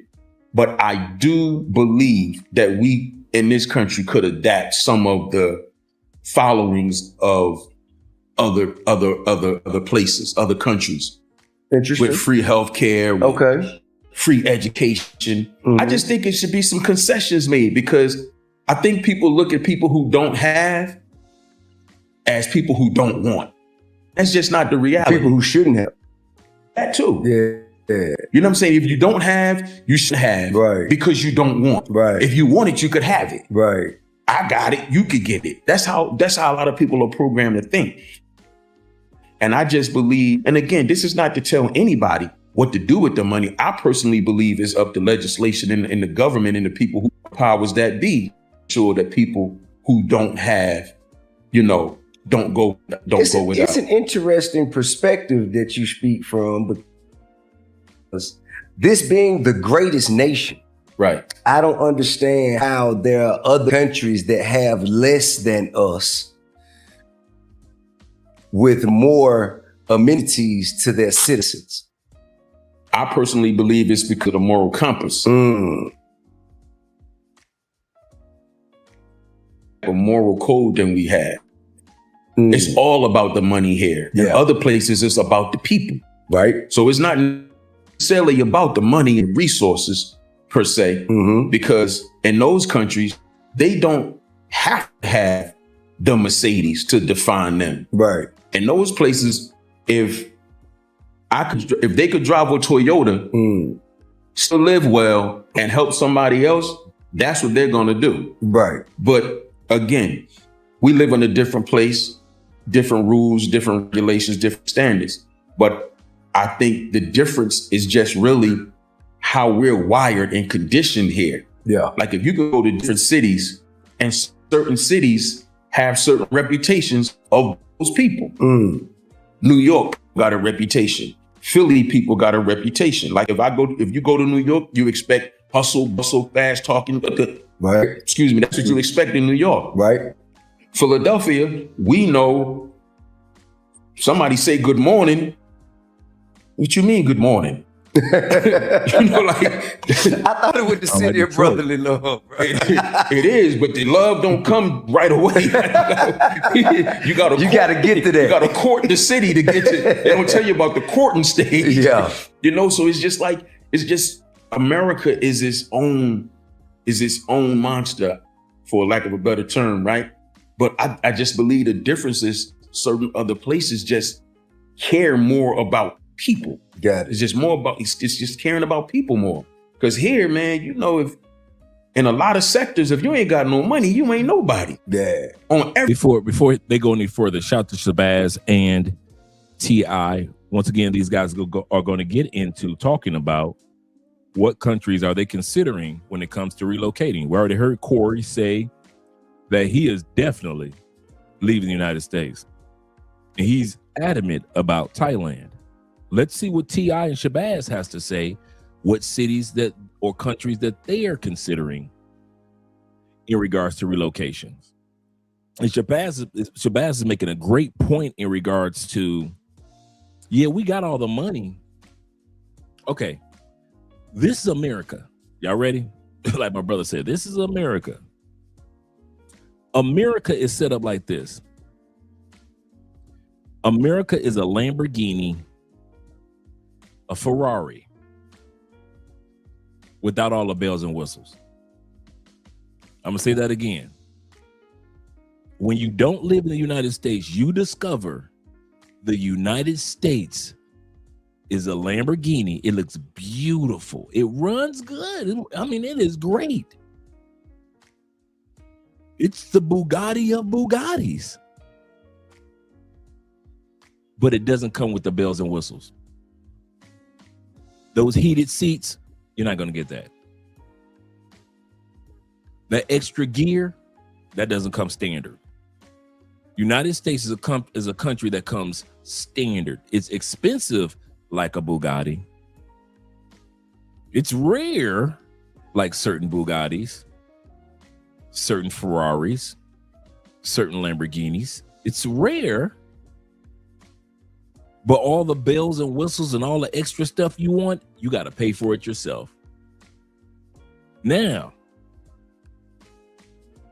most countries, and I'll say this again, most countries outside of America are kind of like a Toyota, Mercedes, BMW. And they come with all the bells and whistles. You need medical care? It's part of the package. You need healthy foods? Hey, part of the package. Clean water? Part of the package. Great cost of living? Part of the package. The other countries aren't Lamborghinis. Now, they're not a Fiat. I'm talking about most developed countries that we're interested in. I'm not talking about countries that we aren't interested in. Those countries are faithful Lexuses, faithful Toyotas, which are the same brand, faithful Hondas, faithful Mercedes, faithful BMWs.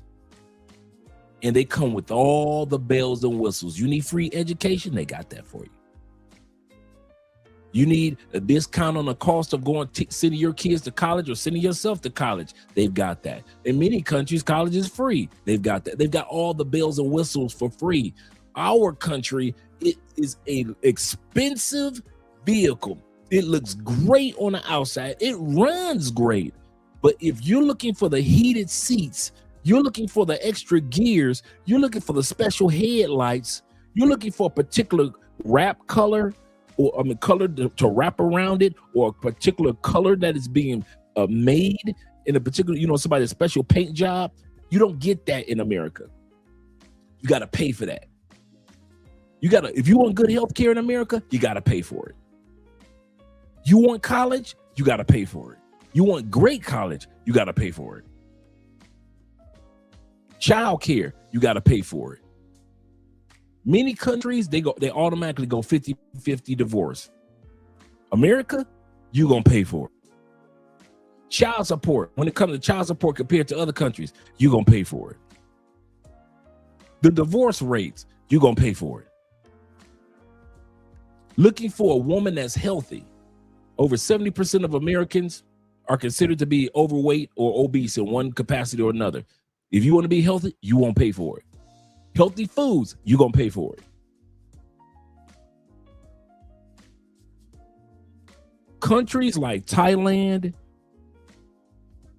Colombia, Vietnam, Germany, Norway. They may be Hondas. They may be Toyotas. They may be Lexuses, BMWs, Mercedes, compared to that Lamborghini known as the United States. But guess what? They come with all the bells and whistles. Something happens to you in France, they gonna treat you with the best medical care as if you were a citizen. Same thing in Germany. Why? Comes with all the bells and whistles. The United States is the only country in the world that doesn't have the amount of vacation time that it should have. Bells and whistles. The United States is the only country in the world that you get the most expensive medical care and you don't get a bang for your buck. Bells and whistles. The United States is the only country outside of the island of Papua New Guinea that does not have mandatory federal government mandatory, not state, federal government mandatory FMLA, especially for when men and women have children. There are countries such as France that they give weeks off to the father and weeks off to the mother, and they don't have to take those weeks off at the same time. Bells and whistles. So yes, Americans can brag. I live in a Rolls Royce. I live in a Bugatti. I live in a Ferrari. I live in a Lamborghini. But you just live in a standard, and everything else you got to pay for. All the bells and whistles, you want to go with that Mercedes, that Lamborghini which you live in, known as the United States, you have to pay for the bells and whistles. That's the difference between these other countries in which we live in and the United States. It just looks good on the outside. It runs great. But anything extra, you gonna pay for it, and you gonna pay for it. Because like Shabazz just said, America centers around making the money from the people, off the people, but not for the people. Y'all caught that? America makes money, we make money off of people. From the people, have them spend it. But we rarely, as a country, focus on the bells and whistles for the people. For the people. He said the wealthy people that live in the states miss that lifestyle. Which lifestyle? Let me know what lifestyle you're talking about, Black Lex. Yeah. Sounds like Spirit Airline. Yep. Right. That's a good call. You get a great deal for living in the United States. You're going to make it to your destination in the United States. But anything else, your luggage, if you want to just move one seat forward, that's extra money. Miss your flight, that's extra money. You're going to pay for your bells and whistles through Spirit Airline. And so you think you're getting a discount by living in the United States, and you're not realizing you pay more to stay in the States than those of us who don't.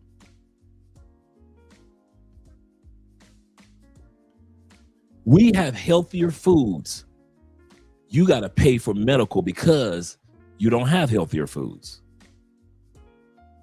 Like Corey said, outside of the United States, when you buy a piece of property outside the United States, it's yours for generations upon generations upon generations. And it's rare that the tax man is about to come take it from you. United States, the tax man waiting to take your house. Education. We don't even rank in the top 10 countries for education. No, we don't. Post-secondary, yes. High school, from kindergarten to high school, no, we don't. We don't. We are one of those most stressed out countries in the world. We don't rank in the top 20 happiest countries. We don't rank in the top 10 countries with freedom for men and women. We don't rank in the top 10 countries. We can look this up. If y'all think that when it comes to America, we're a free country, we don't rank in the top 10. What are you talking about? There are countries that have far more freedom of speech, freedom when it comes to using the internet. Okay. If America was so free, how come now on social media we gotta instead of saying the original word, we gotta say grape? We gotta play with the algorithm now, don't we? Instead of saying domestic V, we gotta say DV. Right? Because the algorithm.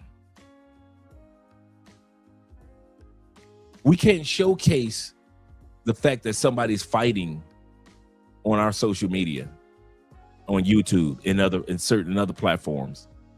We got to blur that out. In other countries, show what happened. If that person got shot, they got shot. It's going to be on the news with the person's face being blown off. We don't have freedoms like that in America. I put it like this. Americans don't even allow themselves to be free. If I say something to you that you don't like, you can cancel culture me. You can literally cancel culture me based off of what I freely said. Instead of saying, well, I just don't agree with you, Andre, you can literally cancel culture me. Same thing that Corey and Anton are going through right now. But y'all say America is the land of the free, and a person should be able to be free to say what they need to say. I love America. I'll say it again. I love America. I love my city, Detroit. I love Tampa and all the other cities I've lived in. But I'm not stupid. And I know what the stats are. And America is that nice Lamborghini. But you're going to pay out the tail for all the bells and whistles. And if that's what you want out of life, that's cool. I kid you not, that is cool. But some of us have no problem with living in a Mercedes, BMW, Toyota, Honda, reliable countries that come with all the bells and whistles that you don't have to pay for. Wish I could put it a different way, but it is what it is.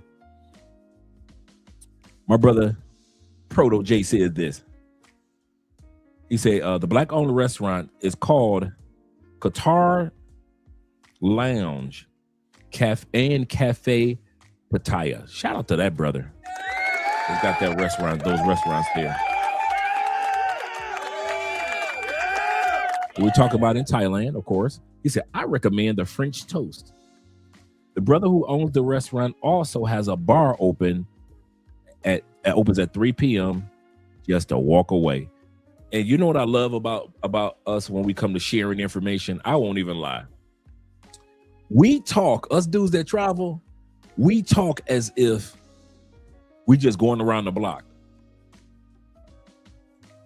If you ever listen to how dudes that travel talk, you swear we're about to catch a taxi to go to the other side of the city to go to these spots. Because we get on a plane in New York second and just go here, go there. To whereas people in the United States are so programmed. There's people in the West are so programmed to where they think, well, you got to be rich to travel like that. You guys must be. What are you guys doing illegally?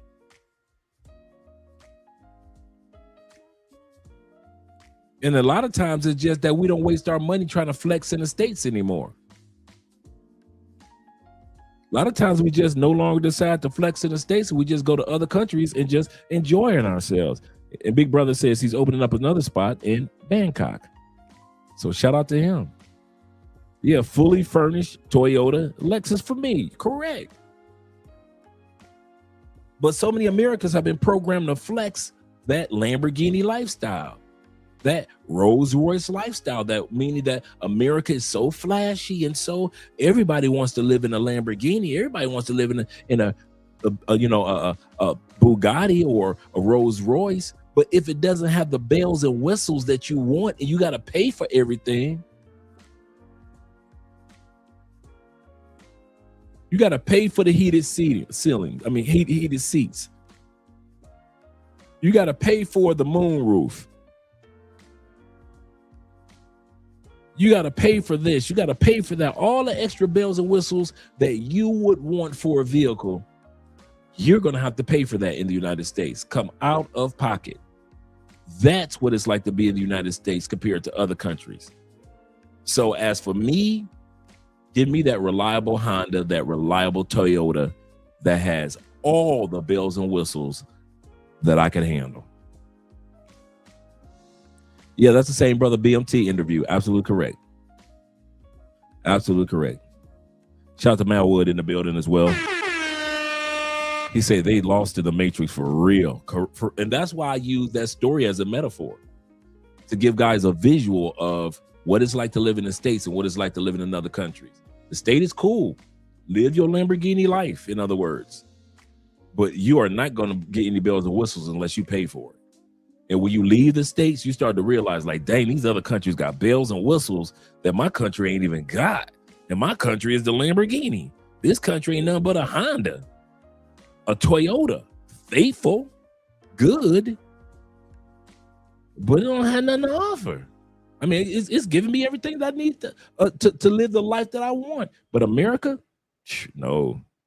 David says this. He said, if America was a car, it would be a Honda Civic. For those who know, for real.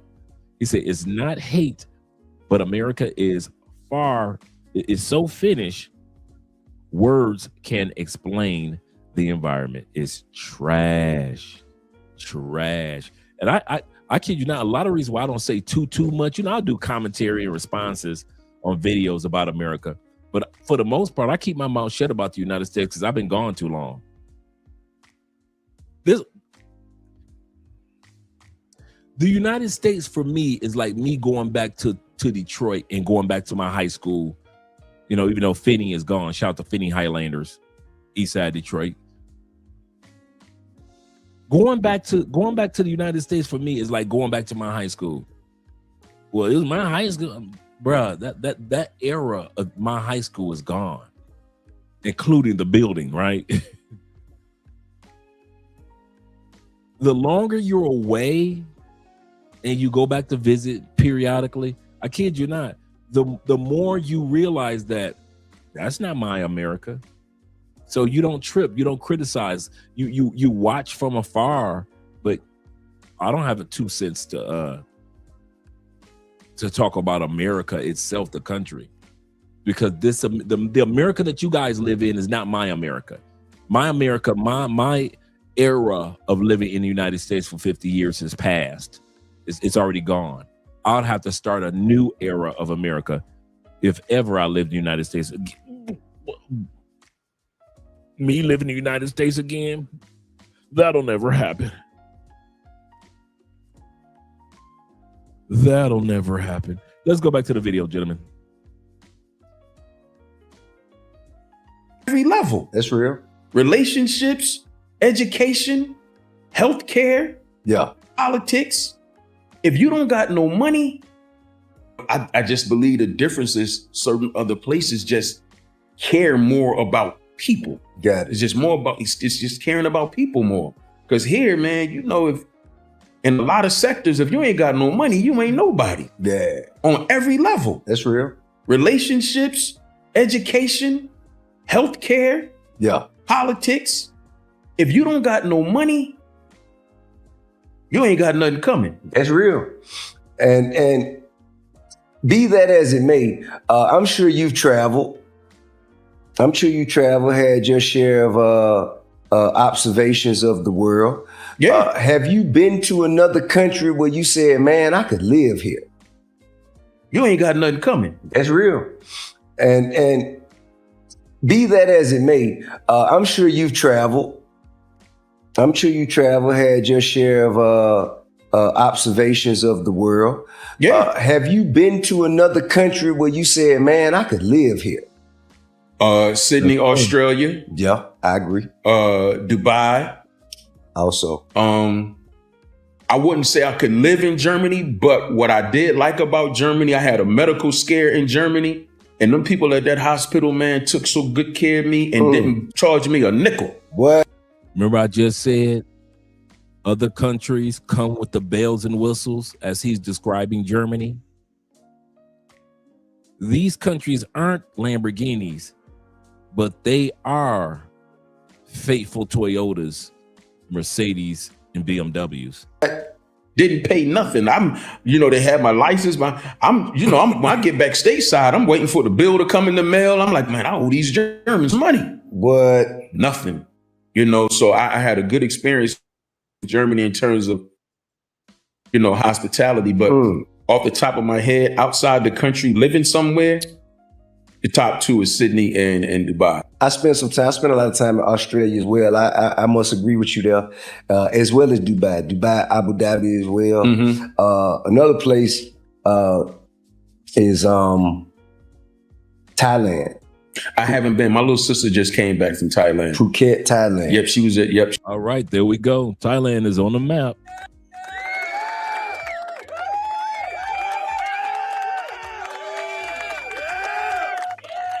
So the two areas, the area that Corey agrees upon and T.I. agrees upon is Thailand. Let's hear why. She just came back from Yeah. Now, so what Thailand taught me is, in America, people ain't broke. They just living in the wrong country. Right. You know what I'm saying? Because it don't cost that much to live everywhere else as it costs here. A friend of mine recently, within the last year, was looking to live abroad. And Thailand was one of the places that she was considering. Ghana is another place. Ghana is definitely another. I haven't been. My man Pete, shout out to PJ Cav always extends the invitation to come over to Ghana, and expresses how good the living is. Yeah. But again, like you said, Thailand. I moved from Detroit to Thailand, guys, and this is a year in. And when I tell y'all cannot pay me enough to move back to Detroit, to move back to the cold, to move back to the US. Y'all can't pay me enough to do that. When I tell y'all, it is beautiful here. I ain't never met no genuine people like Thai people. So freaking for real. It's actually safe here. It's a great place for families, a great place for children. Even if you're single and coming out here, this is a freaking great place to live. The pace is so chill here. Like, I've gotten a complete reset of my nervous system. I know when I posted a video like this when I first got here and it was like 4 days in, everybody was like, oh, you're not gonna last a year, oh this, oh that, oh they don't like black people there. That's not true at all. We have been enjoying our time here, and it's been the most amazing experience for me, my family, my husband loves it, our children love it. It's been the most amazing experience ever. And like, I always knew that I was supposed to be somewhere tropical. And for a while I knew it was gonna be Thailand, but like being able to get here, freaking life-changing. Being able to live here, freaking life-changing. But the only way that we were able to do this was because we learned how to make money online. I started off TikTok shop in 2024. I did not believe the numbers that people was putting up, but I just tried it because I was driving Uber all damn day. So I said, what's the worst that's gonna happen? I tried it. I ended up in a completely different country, in a completely different tax bracket, and it has completely changed my freaking life. Now I've been able to help so many other students do the same exact thing. Quit jobs they hate, relocate, buy new cars, buy new homes, make 4, 5, and even 6 figures in a single month. So what I'm telling you guys right now is that you are literally one decision away from changing everything in your life and living the dream life that you desire. And all these places that you would love to travel to, you can go to. You just got to learn how to make money on your phone that you're using right now. And if you want to get my step-by-step blueprint on exactly how you're going to do this too, comment down below playbook or go grab it in my profile if you want me to send you the guide. Today is finally the day we move into our new home in Thailand. My mom and I ended up deciding on house number 3. Overall, we really enjoy the location of this house.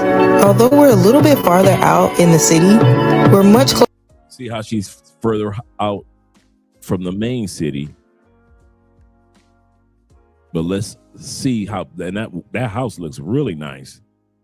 And she said her and her mom. Closer to the beach than we were before, and also it's a lot quieter. We ended up knocking out a wall to make the kitchen area more spacious and also adding an indoor laundry room. Now, this is a country that America says is third world. This is the country that T.I. was just talking about. This is the country that Corey as well as Shabazz are talking about. And America will tell you guys that this country is third world. We also ended up using some extra space in the hallway to extend my closet. Our furniture that we packed home back in the U.S. to bring over here is currently still in the process of being shipped. So twin, this is my $700 a month crib in Thailand, man. Stop playing. My light bill $30, my water bill $2. Sometimes it be $3 because I don't know, I be going too crazy. But $3. But look, living in Thailand, twin. So this the living room. This the living room. Oh, let me turn this down. So this the living room right here. You know what I'm saying? This is where the magic does not happen. It's the living room.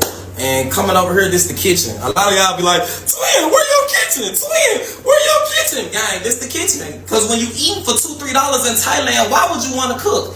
You know what I'm saying? Everything come fully furnished. You know what I'm saying? They don't believe in, yeah, I ain't got nothing in the refrigerator, but twin, it's going to be okay. You know what I'm saying? Got something in the freezer. You know what I'm saying? Got the microwave. Come with the spot. Got your eye, then you nighttime, you got your light right there, you know what I'm saying? Everything come fully furnished in Thailand. They don't do that American stuff where you gotta pay 3 times the rent, then you gotta pay for the furniture, then you gotta sleep on the air mattress when you get the crib, then you gotta, hey twin, let me use a couch, hey twin, let me get a nod. They don't believe it in Thailand, twin. Everything come fully furnished. The table came with this joint, the sofa came with it, you know what I'm saying? The TV, the desk, like they give you all your amenities that you need to have a comfortable living. Now if you wanna swag it out, you can swag it out. But going into this is like my, I call this like a little room, you know what I'm saying? It's like my second little room, it's my closet. You know what I'm saying? Got my closet in this joint, you know what I'm saying? Got all the tennis shoes, got the J's, you know what I'm saying? Got this all my shirts on this side.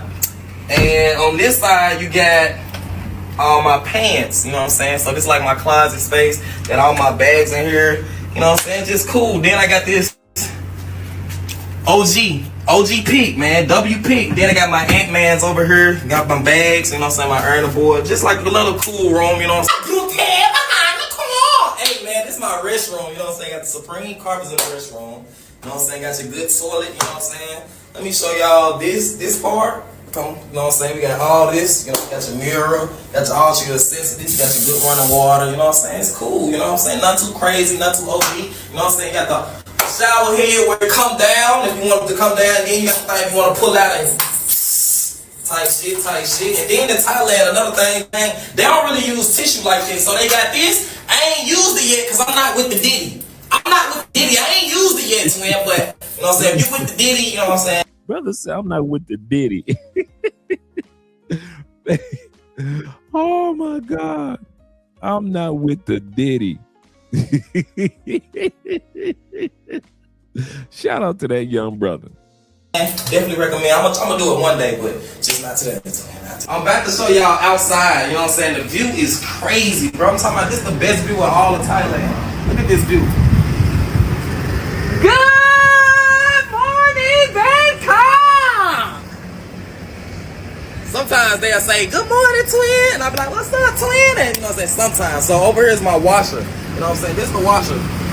So I literally got some, I wash my clothes outside. I know y'all like, twin, I can't do that. I can't be washing my clothes and stuff when it's outside. But you know what I'm saying? That good sunlight. There's something about that good sunlight. You got to understand that the sunlight gives energy. And if the energy on the clothes is going to give me good energy. And I'm actually washing some right now. But, you know what I'm saying, Thailand, they don't really have dryers like this, so you gotta wash your clothes and just self-dry them type shit. But, you know what I'm saying, $700, I ain't tripping.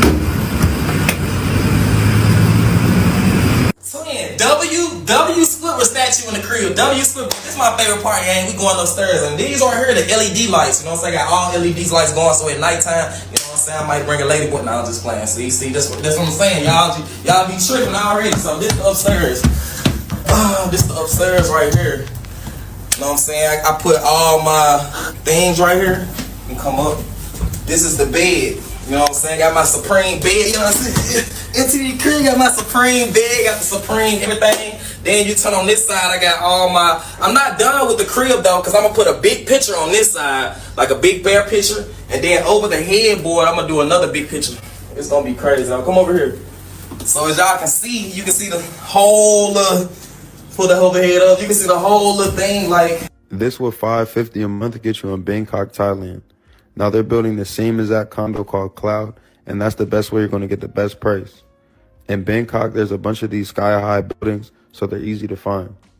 Something like this will cost you about 35 bands, and that's if you buy it before it's built, and this condo is yours for. That's not bad. 35 bands before it's built. Forever. And this is what the one bedroom look like.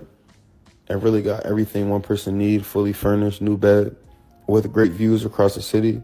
I got a hot tub. Let me show y'all what a $600 a month condo can get you here in Bangkok. Let's go to the gym, man. Life's amazing. Let's go to the gym.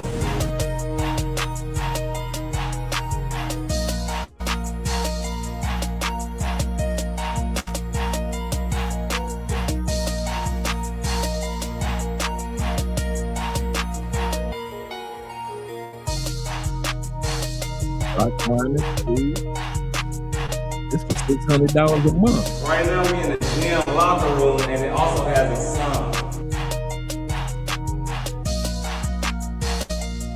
Oh, that'd be me in this sauna.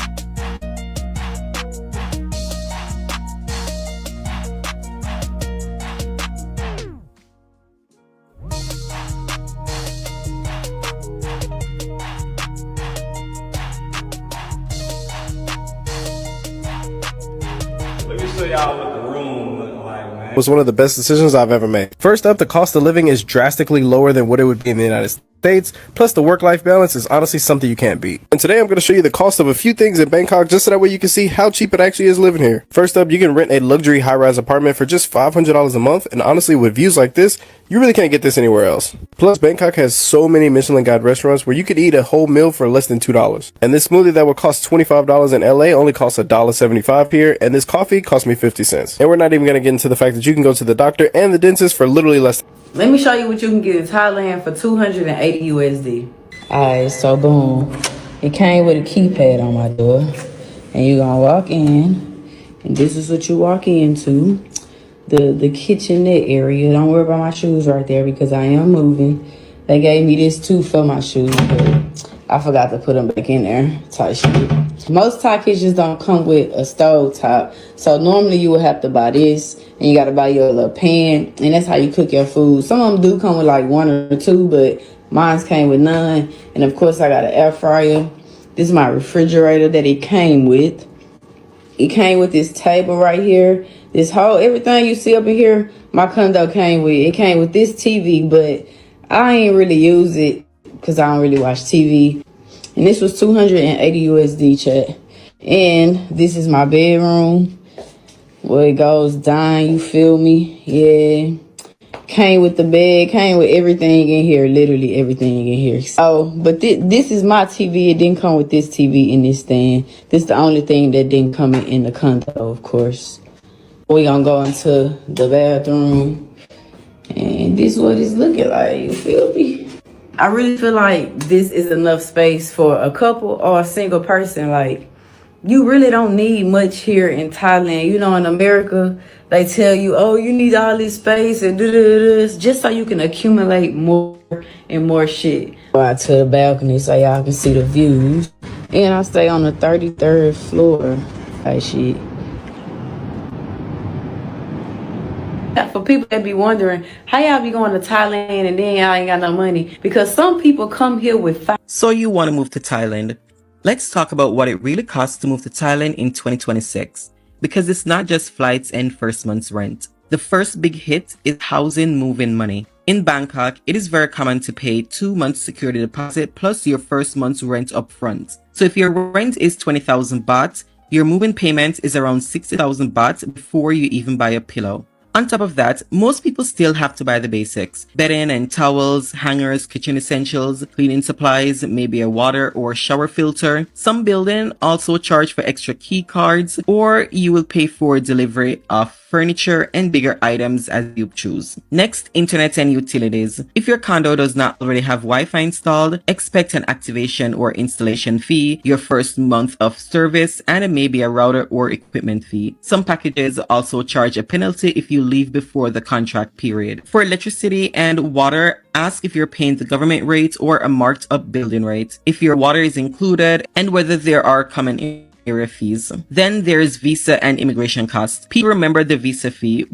but forget extension, border trips if your pathway needs it, document translations if needed, copies, passport photos, printing, and courier fees. For example, the DTV visa has a 10,000 baht fee and 1,900 baht per extension where it applies. So that has to be in your budget, not a surprise. Health and insurance is another category.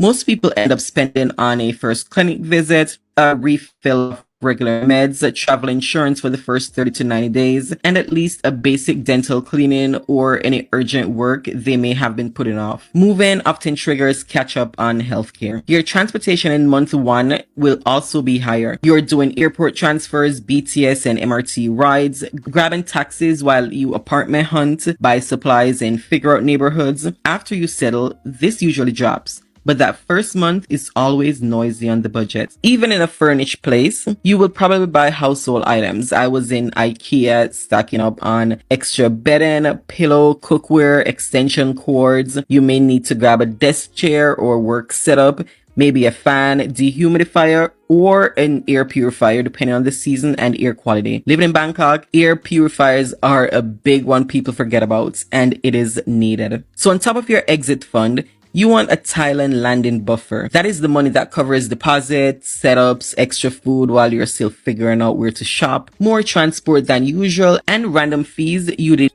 They got 1 and 2 bedroom apartments over there and nice high-rise buildings for less than half of what we paying over here. I remember we went. It was 11 of us. It was 11 of us. We went out to a place to eat. It wasn't like a fancy place, you know what I mean? It was, let's call it like a brunch spot, something like that. Now, T.I. is telling his experience when he was in Thailand. And he said there was 11 of them going out to dinner. 11 of us ate meals for $260. You know what? Right now, my little brother Kevin and his wife and his daughters are in Johannesburg. They running through Africa right now. It's all he texting every day in the family group chat. And he just told us yesterday that him, his wife, and both his daughters ate a meal, including tip, and paid $52 American. Yeah.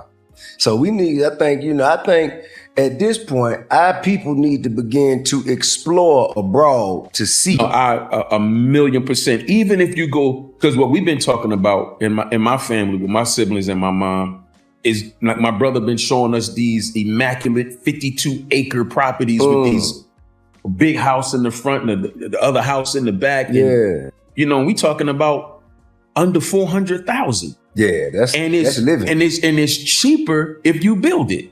That's living. So even if you exploring a vacation home, or a rental property, you buy it, you go when you go, and then rent it out to other. I just think it's just worth it. Yeah, I think it's just worth the exploration. I think at this stage of the game, we got to get to that.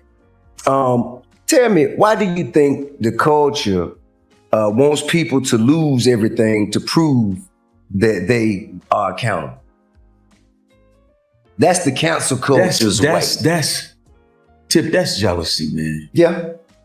Before we go any further into the interview, which is a great interview that they're doing, so they talked about Ghana being one of the locations, talked about Dubai being one of the locations. They talked about Sydney, Australia, but the area that really resonated with Corey, Shabazz, and T.I. is Thailand. Now, some people may feel, hey, it's a little further than where I want to move to, but go visit and see if it's worth the journey. Now, we all know the flight to Thailand, depending on where you are in the United States, can go from 21 hours to 24, 27 hours to get there.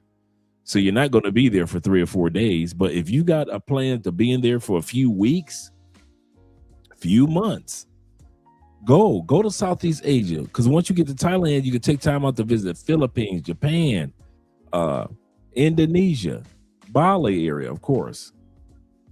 You get a chance to check out Malaysia. See if Vietnam or Korea is where you want to be. But don't just automatically assume that, Brazil or Colombia is the only spots, or Mexico are the only spots that you could go to enjoy. Now, if that's what your plans are and you like, I've got my kids and I don't want to be too far away, so I might choose South America, that's understandable. But do realize that there's some great places around the world that you could take advantage of. And that's why I wanted to introduce you guys to this particular interview, to showcase that T.I. and other entertainers in the Black community have been looking. And as these brothers recommended, that more Black people start to travel and consider other locations. Now, I'm going to tell you the truth.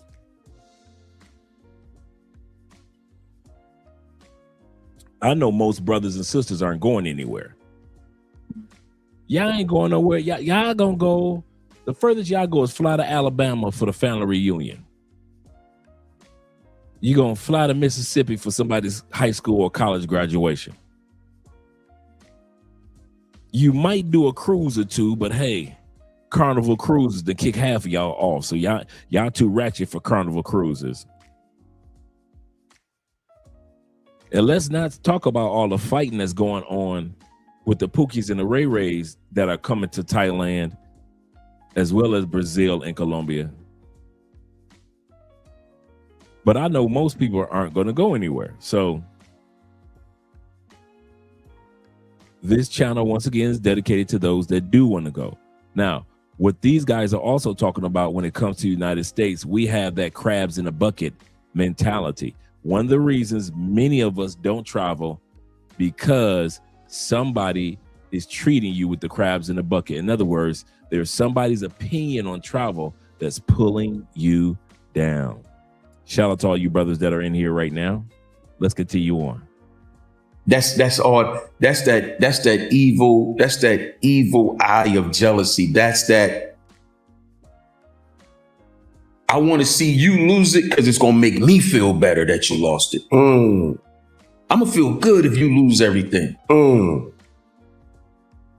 Right now, somebody can dig up something I did 15 years ago and trash everything that I'm doing right now. And will say, yeah, no, he need to lose it all. You know what's so good about living in another country? Whatever somebody pulls up about you, about your past, you don't care. You don't. I can talk about the fact that I've been divorced because I know these lights gonna go out. Seriously. I don't have to be like Anton and pretend on camera. I don't have to pretend like all my days are good, all my days are bad. I don't have to pretend like I've got all the money or I have none of the money. You have your ups and downs in life. I could tell y'all that I've been to prison for 10 years and made it out on the other end without going back.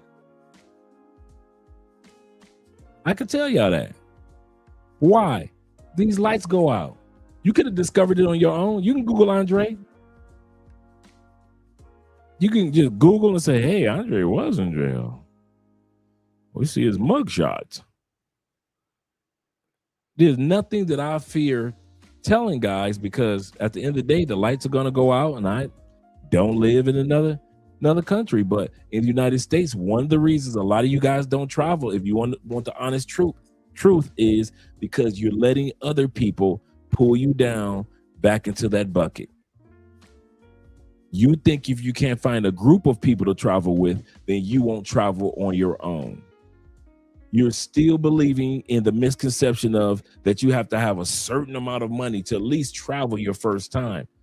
And you do, depending on what you're trying to do. So a lot of you guys, meaning men and women back in the States, are allowing others to pull you down. Some of you guys live in New York. You ain't even been to Canada yet. How you live on the other side of Niagara Falls and you ain't been to Canada yet? Some of you guys from Detroit, you ain't been to Canada yet. We're talking about literally across the river. We're not talking about a large river, gentlemen. We're talking about the Detroit River is like right there is Canada. All of Windsor, Canada is right there. If you take the bridge, because there's two ways to get to Canada from Detroit, the bridge or the underwater tunnel, 10 minutes each. 10 minutes each. And you got people from Detroit that have never been to Canada. And I remember you can go to Canada with your high school ID. Back in the day, we all went with ours. Your high school ID, that's how we was going back and forth to Canada as teenagers. Got your ID? Because Canada, you could drink at 17. So we would shoot. It's 20 of us in a little hatchback. Like a clown car. We got our high school IDs and we going to Canada. And there are a lot of people in Detroit that have never even done that. David says this. He said, Dre, I think is the distance matters. The further away, the better Pookie and Keisha's are not willing to, that's true, to sit on a plane and behave themselves for 20 hours. That is a good point. Ronan says this. He said, hell, he said they have they're New Yorkers that have not been to the New York side of Niagara Falls, I guess. He said the actual falls. He said they was born in New York. Yes, sir. Charles in the building. Charles says, he said, not me. He said, I'll be honest. He said, I don't think that I'll enjoy traveling with people. I'm kind of like that too, man. Other than Andrea, I probably like in the States, you know, motorcycle club events, I would ride with my boys. But no, man, I haven't done a trip with somebody else. Come to think, man, that's kind of, yeah, I haven't done one. Every trip I've done was internationally has been a solo trip other than with Andrea. He said, I went to Seattle with my best friend, who's like my boy. He said, we damn near came to blows in the hotel lobby. He said, so I'd rather go. Yeah, man. Yeah. I feel you on that one, C's. I feel you, Charles. I feel you. And I saw your comment, Flicky, in regards to the consultation. So whenever you're ready, just hit me up. You say, Dre, I'll get a consultation from you soon. Trying to figure out how to relocate my private practice before I relocate. Business can be somewhat different. That's true. Absolutely correct. IMF in the building. He says, start a business, save $1 million in profit, put it in an index fund portfolio. Absolutely correct. With an annual 4% return, that's $40K a year. If you don't touch the principal, enjoy yourself in Thailand. Absolutely correct. Absolutely correct. And my man B-Lex says, hello, Richie Mack. We need to talk. I didn't know Rich was here, or maybe you guys are just talking in general. Let's continue on with the video. Once again, the guys are talking about, these gentlemen are talking about when you get haters will cause you to second guess your decision when it comes to relocating to another country. And you don't want that. Yeah, he don't need. And it's like, wait a minute. What are you going to get out of me losing it other than you being able to say it? It's not going to affect you either way. Mm-hmm. Me winning is not affecting you. Right. Me losing is not affecting you. Right. And then, and people, especially when another individual is involved, and people always, they speak about quote unquote victims, but they don't really care about them because it's never mentioned. It's never any mention of them other than frivolously or just interjecting it into the conversation. The most important part is you want to see this other person lose everything that they punishment. You know, and even when people want to be the enforcer of punishment, they want to be the enforcer. Right. They don't even want the punishment. The person might get punishment, but no, I don't want you to get that. Right. I want you to get this. Right. But it's just rooted deeply in jealousy. Like to want to see somebody lose something simply because you're going to get pleasure out of it, or you're going to get the bragging rights to say, I told you so. Right. That's what a lot of people want to be able to do. I knew it. I told you. I was the first one that said it. I called it. That gets crazy, man. It is. You know, it's a very slippery slope, man, when you step out into the world of recognition and being as Hope said, having a face that's easy to trace. Right. You gotta. It's a very slippery slope, man. You gotta be careful. The culture seems to be addicted and tearing each other down in social media, and like you said, just punishing. But enough about that. Tell me about this 3 to 30 second, this mantra or this philosophy. How did you develop that? So it's it started with me wanting to deter younger guys from going to prison. The initial mantra that I started in 2017 was, is it worth my life? That was the name of my tour that I did back then. I ran through a lot of schools, colleges, institutions, prisons, youth facilities. And then from Is It Worth My Life came Flip Your Life, which is the title of the book. Okay. So, and Flip Your Life came out 21, correct? 2021, yeah. Okay. Flip Your Life came out. It's available on my website. Where can people go get it? ShabazTheOG.com. Got it. But as I continue, in the efforts of bringing awareness to these youngins and trying to, again, deter them from making bad decisions, I started to see so many situations where people was throwing their life away in less than a minute. Definitely. And I'm watching this in real time. I'm watching decisions be made like that, and it's over. Right. So I was like, wow, you can really throw your life away in 30 seconds. And And then it came to me like 3 to 30 seconds. And I said, 3 to 30 seconds could change your life from 3 to 30 years. That's real. And I started seeing it really happen. People commit a crime that quick, 25 years, that quick, 15 years, 10 years, 8 years. That 3 to 30 year window came about in 3 to 30 seconds. Within 3 to 30 seconds. Another thing that you guys are going to enjoy, which a lot of us who are already living outside the United States already know. It feels good to not live in a policed country. We live in countries that have police, judges, and prisons. All of us do. I said policed country. It feels good to live in countries that don't know the concept of a prison industrial complex. Now, the United States is not the only one that makes money off of prisoners.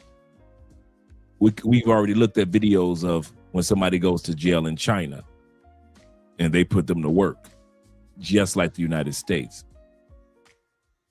But the United States purposely puts out laws to incarcerate as many people as possible. That's why United States ranks #1 in the world for the most incarcerated people. Over 2 to 3 million people are incarcerated in juvenile centers, county jails, state prisons, federal prisons, as well as mental institutions. 2 to 3 million. No other country comes close, because the United States has created a prison industrial complex to where if we lock them up, we can also make money off of them, because 13th Amendment says that if a person is incarcerated in our country, they are legally a slave. If you are incarcerated in the United States in any capacity, you are now legally 250 years ago slave. 13th Amendment. And they enslave you into making money through corporations such as Unicor, the Geo Group, and others. It feels good to know that if I get stopped by a cop, unless I have a real reason to be incarcerated, I don't have to worry about them just locking me up to lock me up. That's another form of peace that a lot of you guys can't even relate to. The people we see get locked up in Thailand, the people we see get locked up that are foreigners in Colombia, or even locals in Brazil, we can backtrack and actually see video footage of them actually doing the crime. There is no police saying let's go get them. Let's lock that person up because we need more people in prison. Only the United States is a country that's with no cut will go on a news headline and say, we need more people in prison. We're the only country where somebody will have the audacity, a president will have the audacity to say, we need ICE to lock up at least 2,000 plus people a day.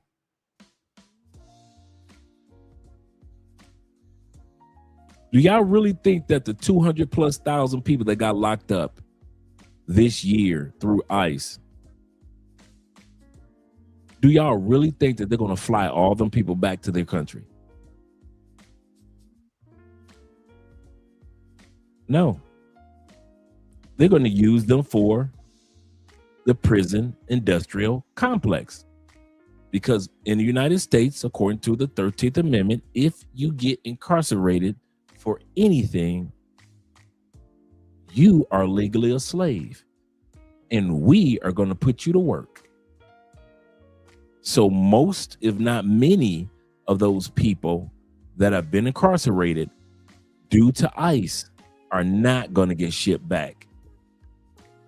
That's why they're building more and more and more prisons, because those people are not all. If you think 250,000, you know how long it would take to fly 250,000 people out of the United States. We're talking about flying. If you're from Thailand, you got to fly all them Thai people, illegal Thai people back. You got to fly all the legal Colombianos back and Colombianos. You got to fly all the people from you gonna fly all the people from Venezuela back. All those Venezuelans. I'm just talking about the 250 that they already have in jails. Everybody's not from Mexico. So if y'all see, this is the part. If y'all really believe that propaganda that America's trying to sell, you talking about some immigration and ICE is getting them off the streets and we're going to ship them back. No, they aren't shipping them back. Not in the numbers of 250,000 that they already have incarcerated between 2025 and 2026. Most of those people will be used in the prison industrial complex. That's what all this was about. How can we make billions off of bodies? That's the United States. I lived it. I know it. For those of you that never lived it, you wouldn't know what the prison industrial complex is. You just kind of heard about it out there in the stratosphere of the United States. What's my point in bringing that up? To come against the United States? No. My point in saying that is, it just feels good not to live in one of those countries ever again. Colombia doesn't make any money off of incarcerating people. They don't. They ain't got that many prisons. They've got prisons and they rough prisons, but they ain't got that many prisons. Why? They don't make any money off of it like the United States does. Some states got 3, 4, 5, 6 prisons. They don't make any money off of it. Thailand is not making any money off incarcerating people. You get incarcerated in Thailand, they aren't, the first thing they aren't thinking about is we're going to make money. United States, yes. Thailand, no. Bali, Germany, Spain. I love being in countries where if you commit a crime, you are going to jail, yes. But just trying to force you or trick you or coerce you into crimes to get you incarcerated so they can make money off of you, I don't miss that. I don't miss that at all. I do not miss that at all. I do not mix that at all. Will says this. Will says, not to mention how much it costs with transportation and logistics. That is so true. Take it from me. I've been transferred from one prison to the other, to the other, to the other. And the cost of flights on the federal airplanes. You are absolutely correct. Shout out to all you guys that are here. U.S. is the highest prison population out of all countries. Absolutely correct. He said, how we have more prisoners than countries with over 1 to 2 billion. Yep. India is not a prison industrial complex country. You would think that countries that have that amount of people would be easily, let's follow the game plan of the United States. Let's build all these prisons, make some money. You would think that. But that goes back to what the brother is talking about. That America thinks about the profit first, not the people first. Our country is my profit 'tis of thee, sweet land of liberty. How much can we profit off of each other? People are secondary. People's rights, people's needs, all that is secondary in the United States. It's always been like that. Always. Say, no, America wants slaves. That's been a goal forever. Absolutely correct. That free labor. True story. The tilapia that's made in the United States, the fish, because for the most part, tilapia is homegrown. Most people don't know. much of the tilapia that you see in your grocery stores were grown and even packaged by prisoners. A lot of the times you call customer service, a lot of companies outsource to females that are in prison. So you're talking to LaWanda that works for the company. LaWanda's doing 2 to 3 years in prison, but she's on customer service calls for whatever corporation or company wants to do a contract, a government contract when it comes to customer service. Tyson Chicken, before Tyson Chicken closed down in many areas, they would have, we've looked at the videos. Tyson Chicken would have prisoners show up in the morning and do the packing. A lot of the foods in the United States are packed and processed by prisoners. A lot of foods in the United States. Why? Because we work pennies on the dollar. We make 10 cents to 50 cents an hour. That's how we made when I was in prison. You thought you was doing something. True story.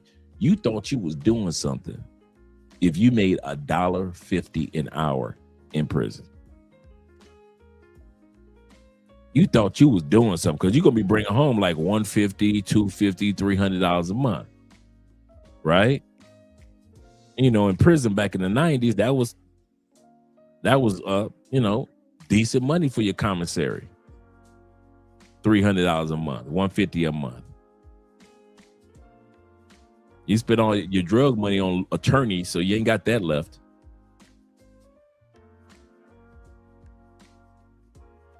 I kid you not, man. I'm glad that I don't live in those type of countries anymore. I've been pulled over by Colombian police plenty of times, and I have never been harassed. Not one time. I was just watching a YouTube video. Brother said that about Medellin. He said, I've been here in Medellin for 6 years. He said, I've been stopped by Medellin police officers, show them my ID and keep it pushing. That's the same thing that I go through. He said, I know one guy that got set up by some dirty cops. He said, but he got set up by the female because the female he was with was telling him where to go get some weed at, some marijuana in Medellin. They got the marijuana. Somehow, some way, the female, the police somehow pulled up on him and said, do you have any drugs on you? He said, yeah, we had this little bit of marijuana. And he said the guy had to pay off the police to keep from going downtown to the jail. And that was it. But the guy kind of figured the female texted the police officers and she was in on it. But for the most part, I don't know if T-Mac or Will can attest to this. I've never been harassed. He said, yep, I remember the Gulf War, so much money sent those troops. He said, it's crazy, but can't feed the poor. Absolutely correct. Yep. So I kind of paused it on that, but yeah, man, it feels good not to. I mean, that's another area of stress that Black people go through in the States. You don't know. It doesn't matter what age. It doesn't matter what age. They will lock you up in your 80s in the United States. You would think that you outgrew police harassment, right? I'm past that stage. They're only going to harass the young. They will lock you. They'll lock me up at 58 just as fast as they'll lock up a person that's 18. They do not care. They do not care. It feels good to be in environments where that type of stress doesn't exist. If I get locked up in Colombia, God forbid, you better believe I committed a crime. Whether I had something illegally on me or I was just doing something illegally. I'm gonna tell you something. I have yet to hear about, and maybe some of you guys could tell me, I have yet to hear about one story in Colombia where a dude had to pay off a police officer that y'all wasn't doing something you ain't had no business doing anyway. It's 4:00 in the morning. Y'all coming from wherever club, driving. You drunk, your boy's drunk, and your boy who got the car, he drunk too. Y'all get pulled over by a Medellin cop, and the cop hassle y'all for some pesos, knowing you should have been out there with all y'all drunk. You get caught with some weed in Medellin or in Cartagena. Police shake you down. They take your weed and they take your pesos. You get in a fight in Cartagena. They tell you, hey, you going to jail or you go come out them pesos. The only time, the reason why I'm saying this, and I mean this, I'm only saying this just to give a heads up to the guys that are coming to South America.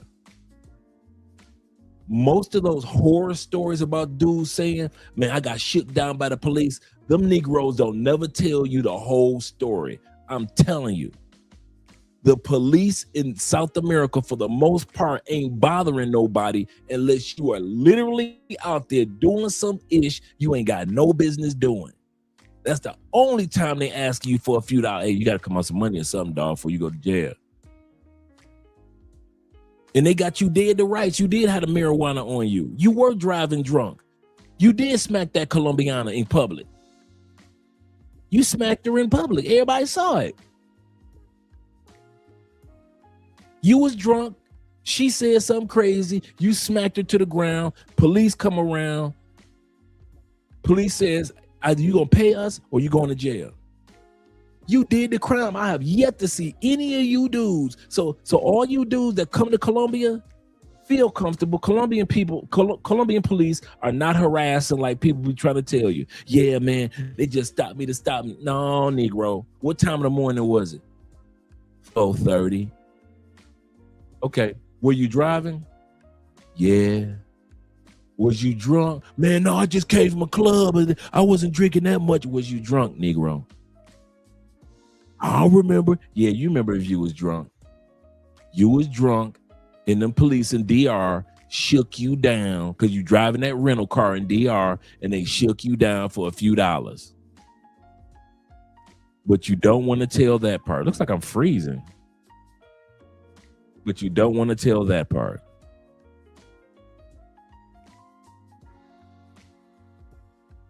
So feel comfortable, guys, knowing that these other countries are not policing you for no reason at all. And like some of you guys,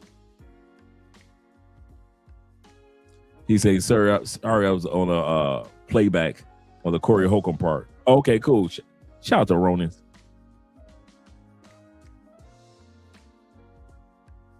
Yeah. He said, I've never had a police issue in Colombia at all. Neither have I. I've been stopped a few times. And you know what the number one reason why they stopped me?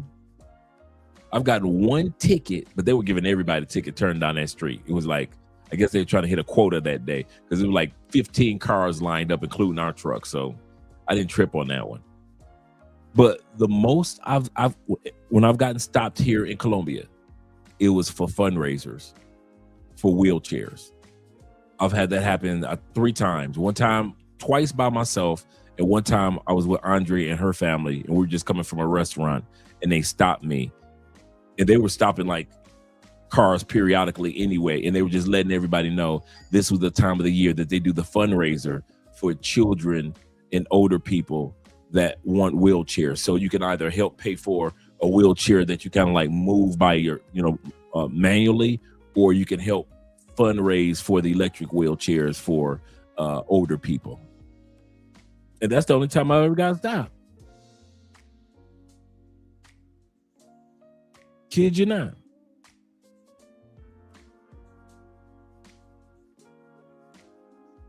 You say some of the police in Colombia are so fine. They are fine, bro. Now that part, what you heard about Colombian police, female police officers, man, they are fine, man. Even in the uniforms, they look good. You like, and the uniforms be baggy, a little baggy, don't they? They be a little loose, but yet that body shape still shows up. You can still how pretty they are. Still see how pretty they are. You can still see how that body is killing it. Yeah, Will said, I got to stop for a fundraiser for kids. Yeah. Like, okay, cool. You feel like it is what it is. You don't really trip on it.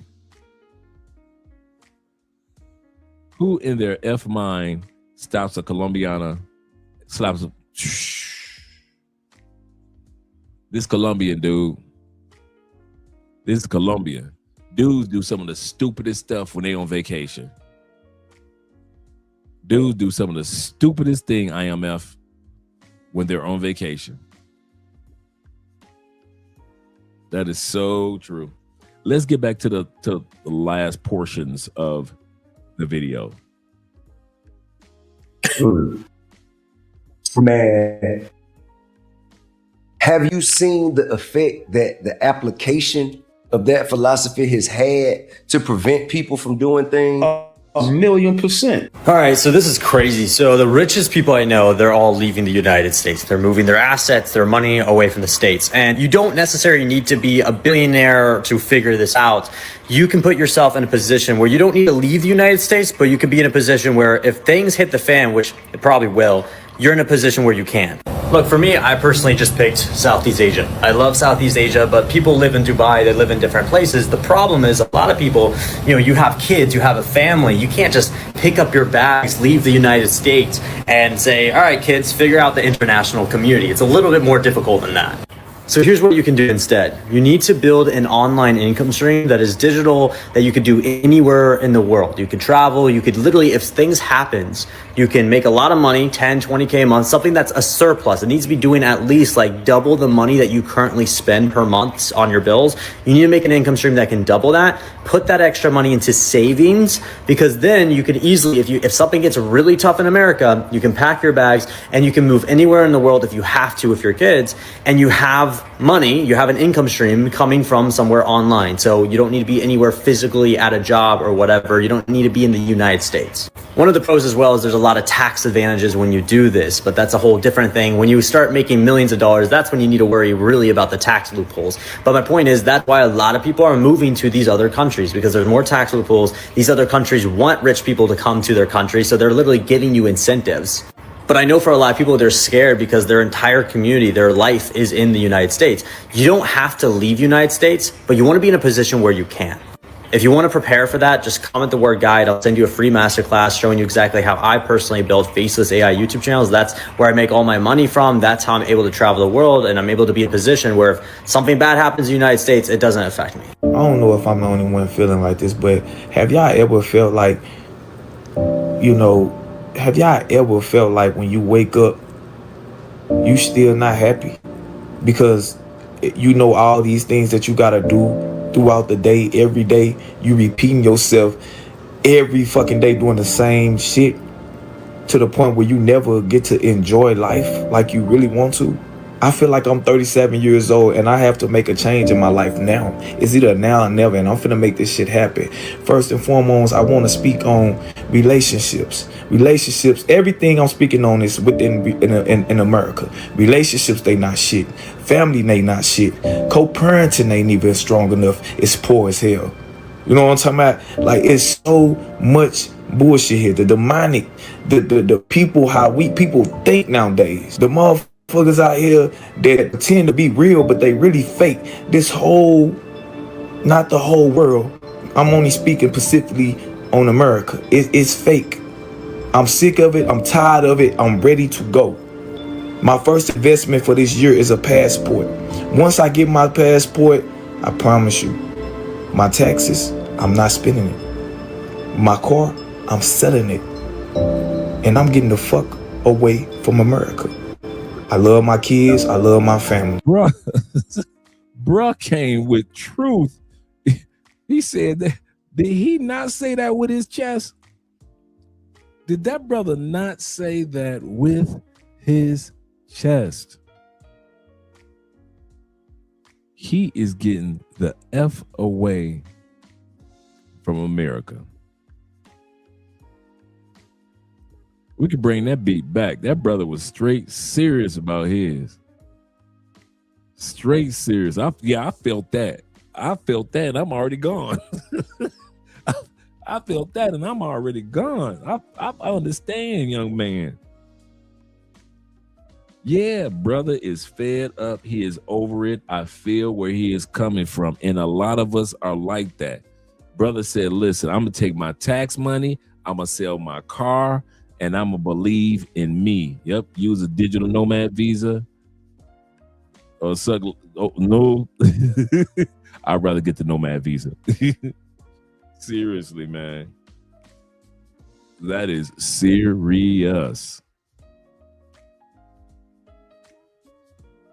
That is serious. Zero says this. Shout out to Zero in the building. He said, man, I'm entirely disapproved talking about with me. He said, those female, meaning those female police officers in Colombia, and Zero is down here in Cali with us. Uniforms are as tight as bodysuit. That man ain't that tight. They looking good though. Don't get me wrong. They be looking tight on some of them. Shout out to my man, the Black Knight. Yes, sir. Yes, sir. Shout out to you, brother. Glad to see you here. Let's bring that brother back and show that brother some love. Gonna make this shit happen. First and foremost, I want to speak on relationships. Everything I'm speaking on is within in America. Relationships, they not shit. Family, they not shit. Co-parenting ain't even strong enough. It's poor as hell. You know what I'm saying? God bless. Brother was real with that. Brother says America has been the picture of disillusionment since before our birth. We were sold this illusion. America's so great. Absolutely correct. And Will says this today. He said today's economy, it will cost the U.S. 17 billion USD to send 250,000, just the ones from this past year.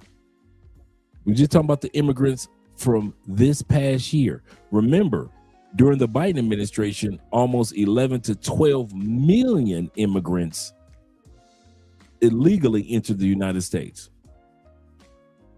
Will is bringing the calculations of just the ones that just got arrested at 250,000 of 2025 that got arrested. Since they're talking about sending them back, it would cost the U.S. $17.5 billion to send each person back to their home country. If y'all think that America's about to send these people back instead of just keeping them in those prison camps and use them for labor,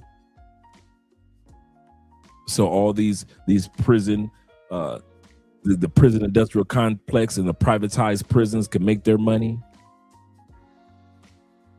He said even the pizza rat. He said even the pizza rat gets more love from the community and the plantation than the black man. Yeah, the dreadlock brother was preacher, wasn't he? Yes, sir. He got that music in the background. Yes, sir. Bro be at peace. So he didn't even mention a country yet. He said he hasn't even had his passport yet. But he know one thing. He's been watching the footage of all us gentlemen. He's been watching us and was like, why am I still in this situation while I'm watching people talk about prices in Thailand, life in Colombia? You know, it's crazy. David says this. He said, I'm so pro travel. Now I'm watching Rocky versus a Russian. He said, I'm rooting for the Russians. You sound like me now, man. I just root for whoever I want to now. I used to be like, as soon as I see something like it's America versus this country, I used to be like, America, get them. Now I'm like, hey, not necessarily. Like, I give you a perfect example. If I was still in the States, I probably would have been frustrated about the Super Bowl halftime show like a lot of Americans. I'm serious. If I was still in the States, I would have thought with the mindset of a person from the States. I'm going to tell you something. I can relate to now like 95% of Bad Bunny's Super Bowl show. From the reggaeton nightclub scene that had Karol G. And I like that she brought the Latin women out. She had Karol G, Cardi B, and Jessica Alba in the reggaeton party scene of the Super Bowl when they were dancing in front of the club. Yeah, he had Cardi B out there dancing, Karol G, and Jessica Alba. I ain't mad at you, player. I can relate to seeing the Latin women doing the beauty salon. I know what it's like to be getting the rapers off the carts. I know what it's like to see them dudes going at the top of the telephone poles, especially when the Puerto Ricans had to go to the top of the telephone poles and fix their own electricity when the federal government didn't even fund it. I know what it's like to drive through Cali, Colombia and see them sugar canes. And see people working out there in the sugar cane and coffee.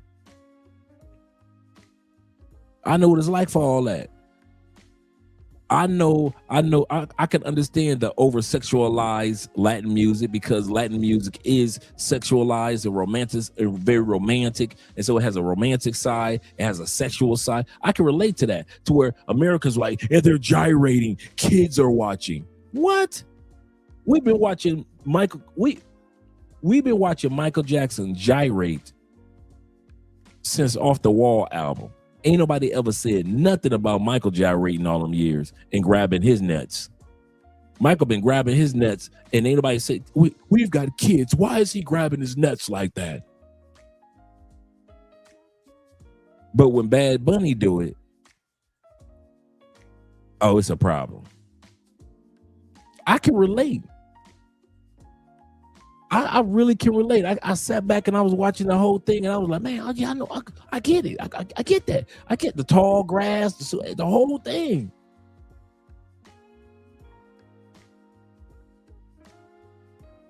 I can relate to it. Yeah, Karol G was out there. Yep, Karol G was out there. Jessica Alba and Cardi B was there dancing. It was another woman there. She was a white woman that was there. I forgot who she was. But she was the fourth dancer that was on the club scene.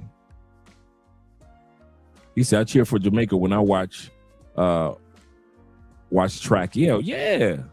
I'll be just cheering for America. I'll be looking like, okay, sexy Jamaican ladies, let's see what you got.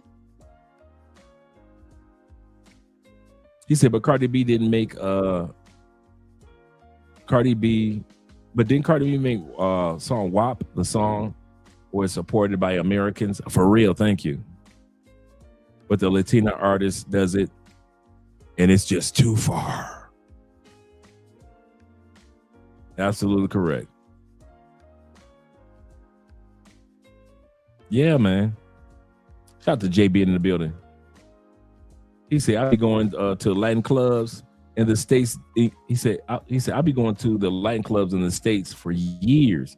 No drama. This is true. Lots of fun. That's true. Bruh, I'm going to tell you something.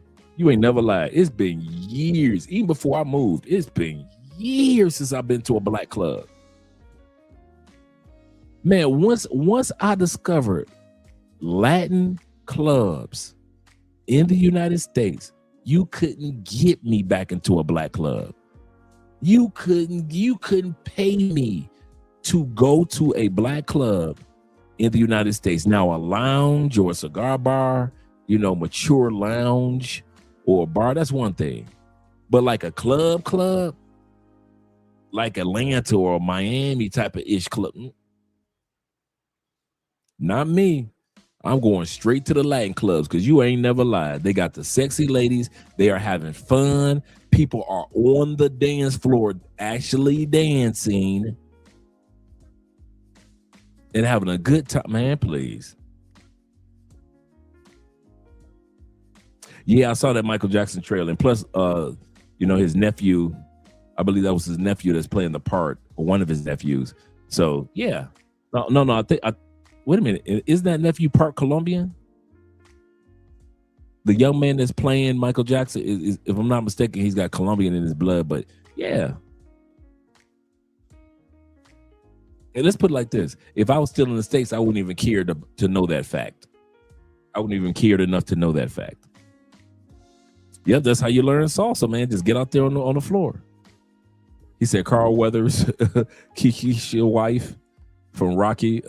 For real, seriously. Call him a bitch ass for dying in the ring. No respect. None whatsoever. Oh, Arab. Okay, Arabic. Okay, thank you very much for that clarity. Yeah, I knew he was mixed. I like it. I like the trailer. I think it's going to be a good movie, and I'm going to the theaters to see it, to enjoy the music as well as the movie. In the Latin clubs, their actual communication true, dancing and not enjoying standing around to look pretty. That's so true.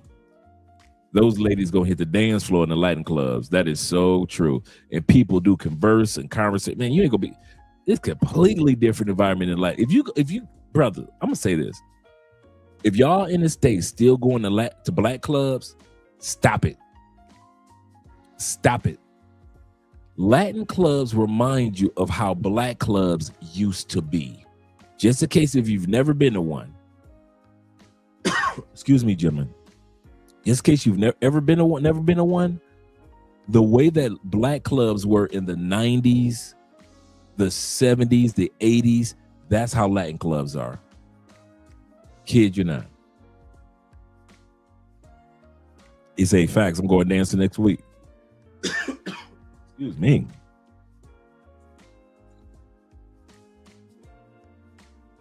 He said, guys, here's some advice.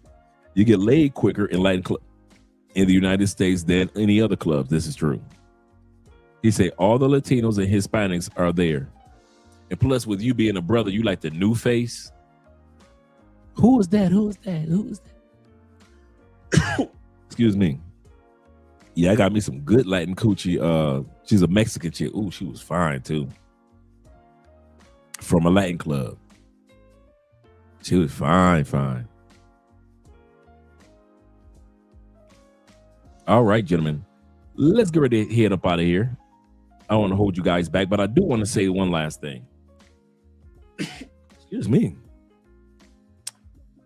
The choice is up to you, gentlemen. We heard from T.I., so we know that he's been to certain countries. We heard from our brother Shabazz, who was being interviewed by T.I. We even heard from Corey Holcomb from last year's interview when Corey said that he is not staying in the United States. So I'm gonna tell you something. Because I knew that he wanted to move to Thailand, I wasn't moved as much as other people when it came to him and Anton and all that he's going through. All what Corey is going through right now is just confirming that he needs to get out the States. If Corey Holcomb stays in the States, he's going to crash and burn.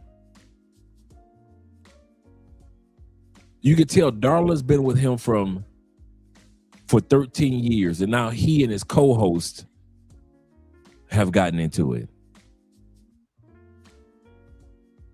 All type of skeletons are coming out of closets on Corey.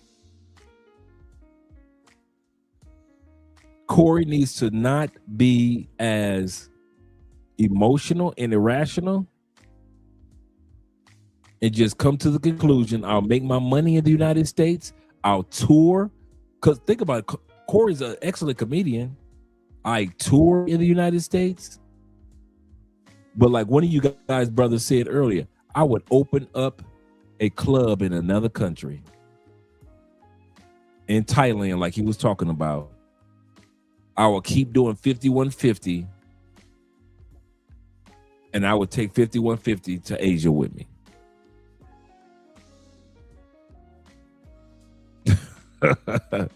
He said Lizzo would die in 15 minutes, dancing in salsa 6 minutes in a row for a week, 6 times in a row for a week.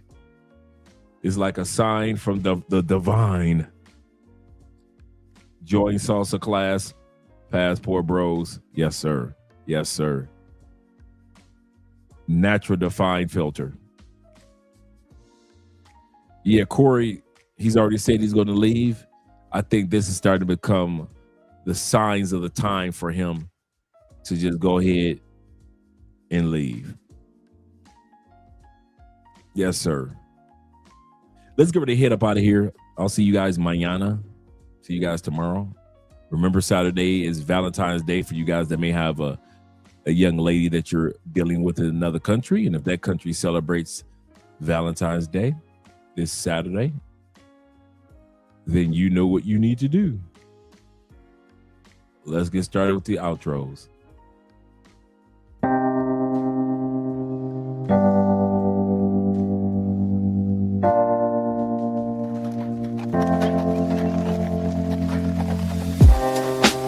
Living for weekends, wishing I could take a break from this world.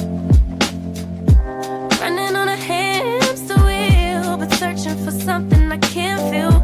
I just wanna be a lost girl and fly. A bird, feel my wings spread, levitate above the ground and make eye contact with clouds. Now I'm rising, I'm soaring above it all. I just wanna be free, finally, I wanna be free,